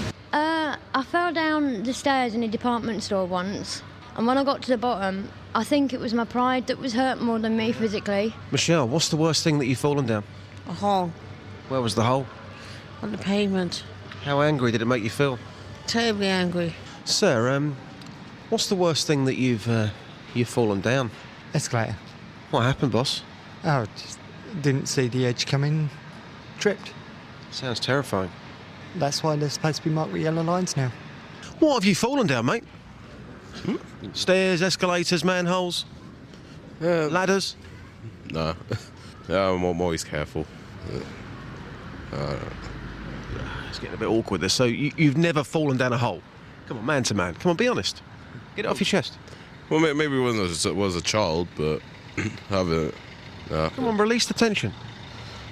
Oh, I got a basket catch. Okay, thanks. Blimey. It's getting tense out there, and again, my message is I'm back off my holiday. I am refreshed. If you see me on the streets in your town, in your location, be proud and just be honest. Here's the worst thing that you can do as a human being. Go on. Going up or down the stairs, you think there's an extra step. Oh. Yes. Isn't that awful? We've all been there. We have all been there. I would say it's worse going down the stairs thinking there's an extra step than going up the stairs and thinking there's an extra step. Yeah, because you don't decrease your speed. Yeah, that really is. I mean, of all the... And another thing that I hate about human beings... You know the travellators at airports? Yes. You know them, Just? The what, sorry? The travellators at airports. A travelator? Am I being thick here? What's a travelator? Not a Gladiators fan. You know the travellators? Do you ever watch Gladiators? Well, years ago. Yeah, so you know the travelator? No. I don't... The really hard bit at the end that's like being on the checkout at Tesco's. No, the sorry, guys. travelator... No, I don't know what you're talking about here. Have you ever been... Right, OK, let's go.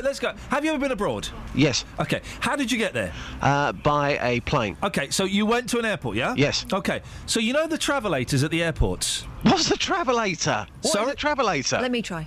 Go on, you have a go. You know when you've got your luggage? Yeah. And you're walking through the airport? Yeah. And you use the travelator? What? Right, you know the airport? Yes, I've been to an airport last week. You know the stairs? Yeah. You know the escalators? An escalator, yes. Then you know the travelator. So, are you telling me a travelator is an escalator? No. Well... No. Guys, what are you talking about here? Do you know? Kelly, you have a go. Tell him. It's the bit of the floor that's moving. So an escalator? No! Yeah, well, kind of like an escalator, but flat. It doesn't go up, it just goes all straight those along. things. Yes, I do know what you mean now. Speaking the language of the dog. What's it called, Justin? It's called a travelator. What annoys me more than anything is people that stand on the travelator. Lazy. Yes, get on. Walk on the travelator. Yeah. Because it's not there just to move you there so you can rest. It's not called a standalator. It's called a travelator. Travel it's to on. speed things up. I've got an idea for you. Yes, boss. Let's not take it to the beach. Let's not take it to the streets. Let's take it to the travelator. Can you do that for us? And let's tell people to speed up and stop being arrogant. I got one more message for you. Go on. Oh, hang on a second. Let me do it again. Hang on a minute. Hang on. Who's that shouting in the background? I don't know. Madam, the dog's back on the streets. Can you keep the... There you go. Play this to her. Hey, Justin Dealey, let me tell you something. Hey, Dealer Dealey, your career is ending. Well, we really should actually put some real effort into getting Carl Malcolm on the show. I've sent him a message on Facebook about 3 weeks ago. That's that sorted then. Well, he's not responded. Turns out celebrities don't respond on Facebook except for me. Dean Torrance from Jan and Dean not replied. Did you phone? What about Jan? Mate, it's going to be a little bit tricky as I haven't got a hotline to heaven. Oh, really? Yes, mate. I've got a hotline to... I've not got God's dialing code. Sorry. Well, do you know what I mean? Don't apologise to me. Apologise to Jan's family. Sorry, Jan's family. Flip it. I didn't know. Why didn't no one tell me? No one called me. It was quite a while ago. When? No, so I don't want to talk about it. Travel news for beds, cards and bugs. BBC Three Counties Radio. On the M1 southbound, there's been an accident between junction 12 for Flitwick and 11 for Dunstable involving 4 cars. That means the lane's closed and it's causing some queues on the M1 southbound, but it's also causing delays on the M1 northbound with people slowing down on the opposite carriageway to look over. On the A5 in both directions between Markyate and Dunstable, there are delays because it's partially blocked because of an accident at Lynch Hill. Those delays are west southbound with queues from West Street. In Bedmond on the High Street, it's looking very slow through the temporary traffic lights near Bell Lane, and in Cheshunt on the A10 southbound there are queues from the New River Trading Estate to the M25. Looking at the A40 Abbey Way flyover on the speed sensors, that's looking very slow past the University College and to the bottom of Marlow Hill, and on the trains Thameslink services are reporting possible 20-minute delays because of a faulty train. Samantha Breath, BBC Three Counties Radio.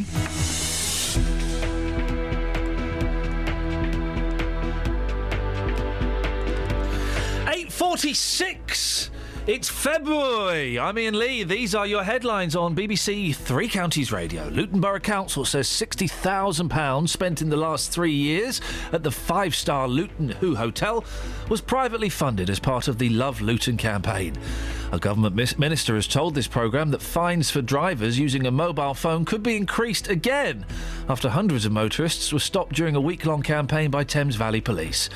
And Anglo-Saxon treasure discovered by a metal detector enthusiast in Buckinghamshire goes on display at the British Museum this morning. Your call's coming up in a bit. Before that, let's get the weather with Kate. Beds, Herts and Bucks weather. BBC Three Counties Radio. Good morning. It's a rather misty and murky start to the day. There's some fog patches out there. Most places now above zero, though, in the temperature stakes, except for perhaps parts of Bedfordshire and parts of East Hertfordshire, where we're still at zero. So any fog there could actually freeze, causing all sorts of driving problems. But most other places have risen above now. The fog eventually will clear, probably from mid-morning onwards. The Met Office, until that point, have a yellow weather warning in place for the said fog. Now, under the cloud today, it is going to be predominantly cloudy, less sun than yesterday, still 1 or 2 bursts later, but the temperature unlikely to reach much more than 7 Celsius as we head through the afternoon. Overnight tonight, it's a repeat performance. More cloud, perhaps a bit thicker actually, so we could get a spot or two of light rain over higher ground. But most places staying dry. 1 or 2 cloud breaks could lead to mist and fog forming again. And in the countryside, if we get the cloud breaks, the temperature could drop down to 0. So a repeat performance for tomorrow morning. In fact, all day it's fairly similar. Rather cloudy, some bright spells tomorrow afternoon, and the maximum temperature of 7 Celsius. And that's your forecast. The FA Cup on the BBC. Oh my goodness! Nah. 08459 455 555 is the telephone number. Well, that Mother's Pride feature really took off this morning, didn't it? Yeah, they couldn't stop boasting. We had to say shh. We had to just... We had so many people phoning up wanting to boast that we decided it was a little bit arrogant, and we've chosen just one mother to come on and boast, and that mother is... Andy in Hampstead. No, Lisa in Bedford. Good morning, Lisa. Good morning, Ian. What would you like to boast about? Why are you such a proud mum? I'm a very proud mum. I'm the mum of Tom Corney, the one-boy band. He came on your show when he was 14. yes, we like Tom. Yeah, he's good. Yes, yeah, he's he's come a long way since he was on your show. He's won Cambridge Has Talent. Oh, yeah.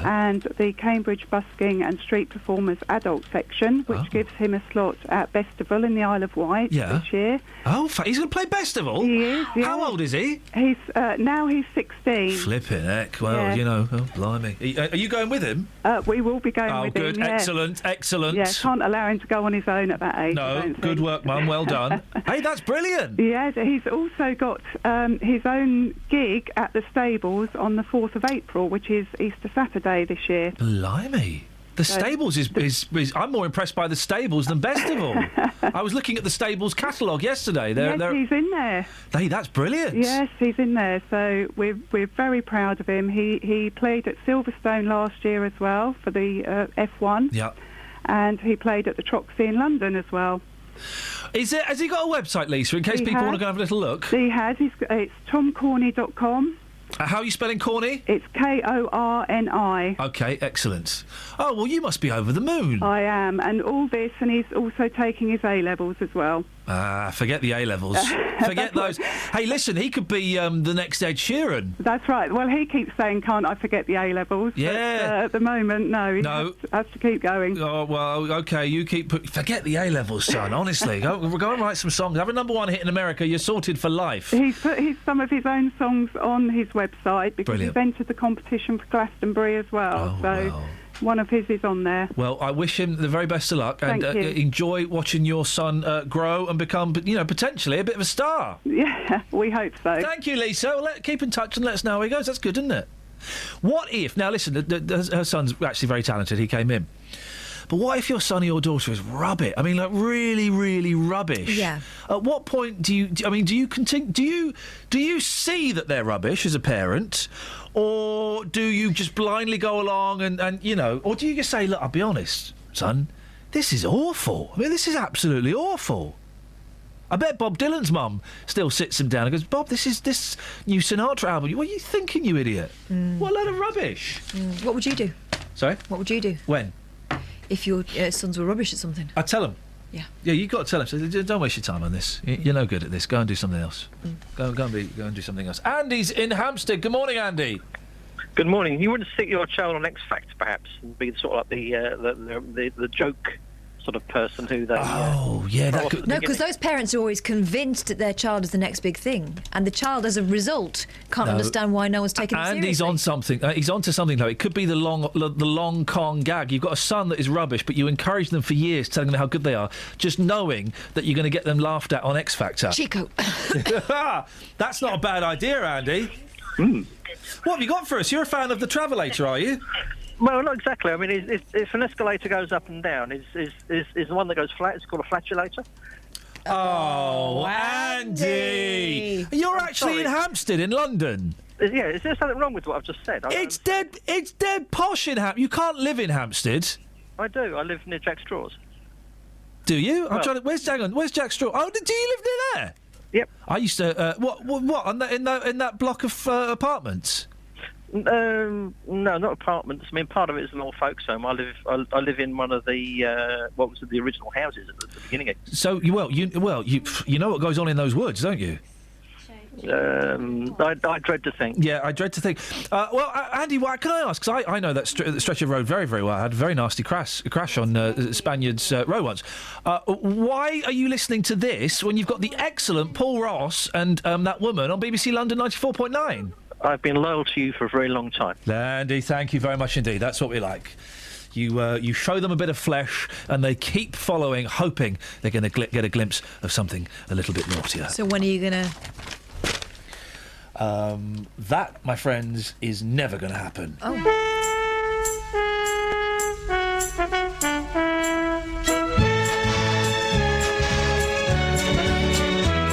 There once was a wealthy man who had a wonderful idea to bring children from all places with all kinds of faces together into a sailing ship. There were 40 boys and girls. They would sail their ship around the globe, so they called it the United World. The ship was just 3 weeks from shore when a hurricane bore it down. The waves were big as mountains. They thought they would surely drown. They jumped into the lifeboats, rowed away from the wreck. They didn't count them, they hadn't time. 5 children were left behind. The children fought the storm all night, then finally fell asleep. They didn't realize the ship had been blown across a reef into the Lost Islands. What? Hiding in the bushes was a watchful pair of eyes, and living in the valley were people lost in time, ruled over by a tyrant whose face was in a mask. The children must defeat him so they can escape at last from the Lost Islands. The Lost Islands. Well, we forgot to do this today, and we forgot to do this yesterday, and now I can't find the page that it's on. Oh, yeah, here it is. Stephen Fry has been blasted for doing an impression of Stephen Hawking. Now, did he... I heard it was under his breath, but I didn't hear it. Have you heard it? Fry was accused of performing a tasteless vocal impression of Professor Stephen Hawking, who was in the audience at the BAFTAs and is played by BAFTA Best Actor winner Eddie Redmayne. Stephen comments on Twitter included, why do newspapers print comments from Twitter? Why not interview people? Why not, be a reporter and report? Who cares what anyone says on Twitter? It's easier to find outrage on Twitter, that's why. Stephen Fry doing an impression of Stephen Hawking was the most horrifically awkward thing I've ever seen. I don't know Stephen Hawking, but what I know of him, I think he probably think it was funny. We've all done it, haven't we? We've all done it. And it's not his voice. We've all done it. Look at Jonathan waiting to see if I'm going to do it now. We've all done it. You've done it, haven't you, Jonathan? You've done a Stephen Hawking. You've done a Stephen Hawking, haven't you, Kelly? No. What do you mean, no? I can't get my voice that low. What, the keep talking advert? Don't look at me, JVS. Oh, come on, everyone's done it, and it's not taking the mickey out of him. No, because it's also the same voice that the robot from Buck Rogers uses. Beady, beady, beady. So it's the same thing. I'm sure it wasn't done with malice. Matty! Good morning. You've done a Stephen Hawking impression, haven't you? No, I've done a Mrs. Doubtfire. Oh, yes. Ah, well, that's equally as offensive. Yes. No, it's not. Can you do a Stephen Hawking? No, I can't. OK. Are you going to talk like that for the rest of the phone call? No, I'm not. I'm going to give you a right rollicking. I bet you'd love to. Here we go. Why do you keep playing that stupid song? Which one, mate? The one you just played just now. Which one? And I know who the singer was, Ken Doherty. What? Absolute crap. Why don't you put a bit of Kenny Rogers on her? Oh, for Johnny goodness. Cash. Calm down. What are you talking about? Well, on Jennings or something All right, like that. I tell you what. All right, listen. Because I've been having a bit of a crap, don't you? All right, fella, what's your language? Now listen, I've been listening to quite a lot of country recently, so I'm in a country vibe. What do you want? Well, we need a bit of Johnny Cash. Really. All right, what Johnny Cash do you want? Hang on. Thing Called Love. Oh, classic. Oh, that's a good one. Yeah, we've got that one. Shall we Right, put it in, mate? I've got it. Jonathan likes that one. I've got it. Right, Matty, would you like to introduce it? Yeah, but it won't be Johnny Cash. It won't be, Matt. I'm not going to do that. What? I'm sorry, because you do that all the time. Mate, it's so childish. I am not. I will put. Listen, you're a regular caller. You're an old man. You've had a tough time. You've probably not got much longer left. So, what? You introduce Johnny Cash, Thing Called Love. I'll outlive you, you bum. Oh, you bum. Calm down. Matty, introduce the song, please. No, I'm not. You introduce. You introduce it, otherwise I won't play it. All right, Johnny Cash, Thing Called Love. Zilch, Mr. Davalina, Mr. Bob Davalina, Mr. Davalina, Mr. Bob Davalina. Zilch, China Clipper calling Alameda.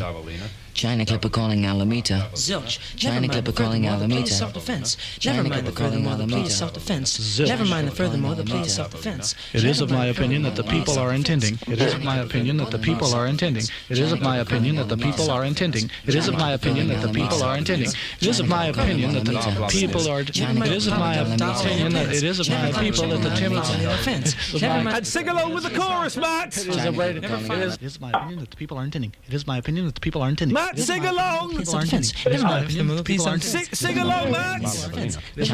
Matt. I'm doing it. Sing along, Matt. I'm coming in to see you on Friday.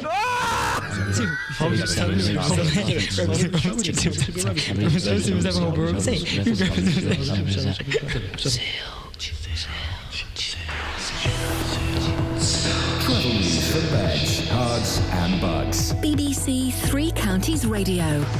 On the M1 southbound, there's been an accident between junction 12 for Flitwick and 11 for Dunstable, so that's involving 4 cars, and that's causing some queues in both directions. On the A5, that's partially blocked in both directions because of an accident at Lynch Hill, and the High Street in Bedmond is very slow near Bell Lane because of the roadworks. On the A1 Great North Road, there are queues between the Kimbolton turnoff and the Black Cat roundabout, and looking at the M25 anti-clockwise, it's very busy from junction 17 for Maple Cross to 16 for the M40. On the trains, Thameslink services are reporting 20-minute delays between Brighton and Bedford because of a faulty train. And looking at the departure boards, the 10:24 service from Bedford to London and Brighton is cancelled. Samantha Bruff, BBC Three Counties Radio. Thank you, Samantha. Thank you, Matty Bonbon. Calm down. Kelly, Justin, Catherine, excellent stuff. Back tomorrow at 6. Until then, from us, ta-ta. Local and vocal across Beds, Herts and Bucks. This is BBC Three Counties Radio. Thank you, Ian. Good morning. Welcome to the JVS show. I'm Jonathan Vernon Smith. It's Tuesday. It's 9 o'clock. And on today's big phone-in, do you think every police officer should be armed with a taser? The Police Federation has voted to issue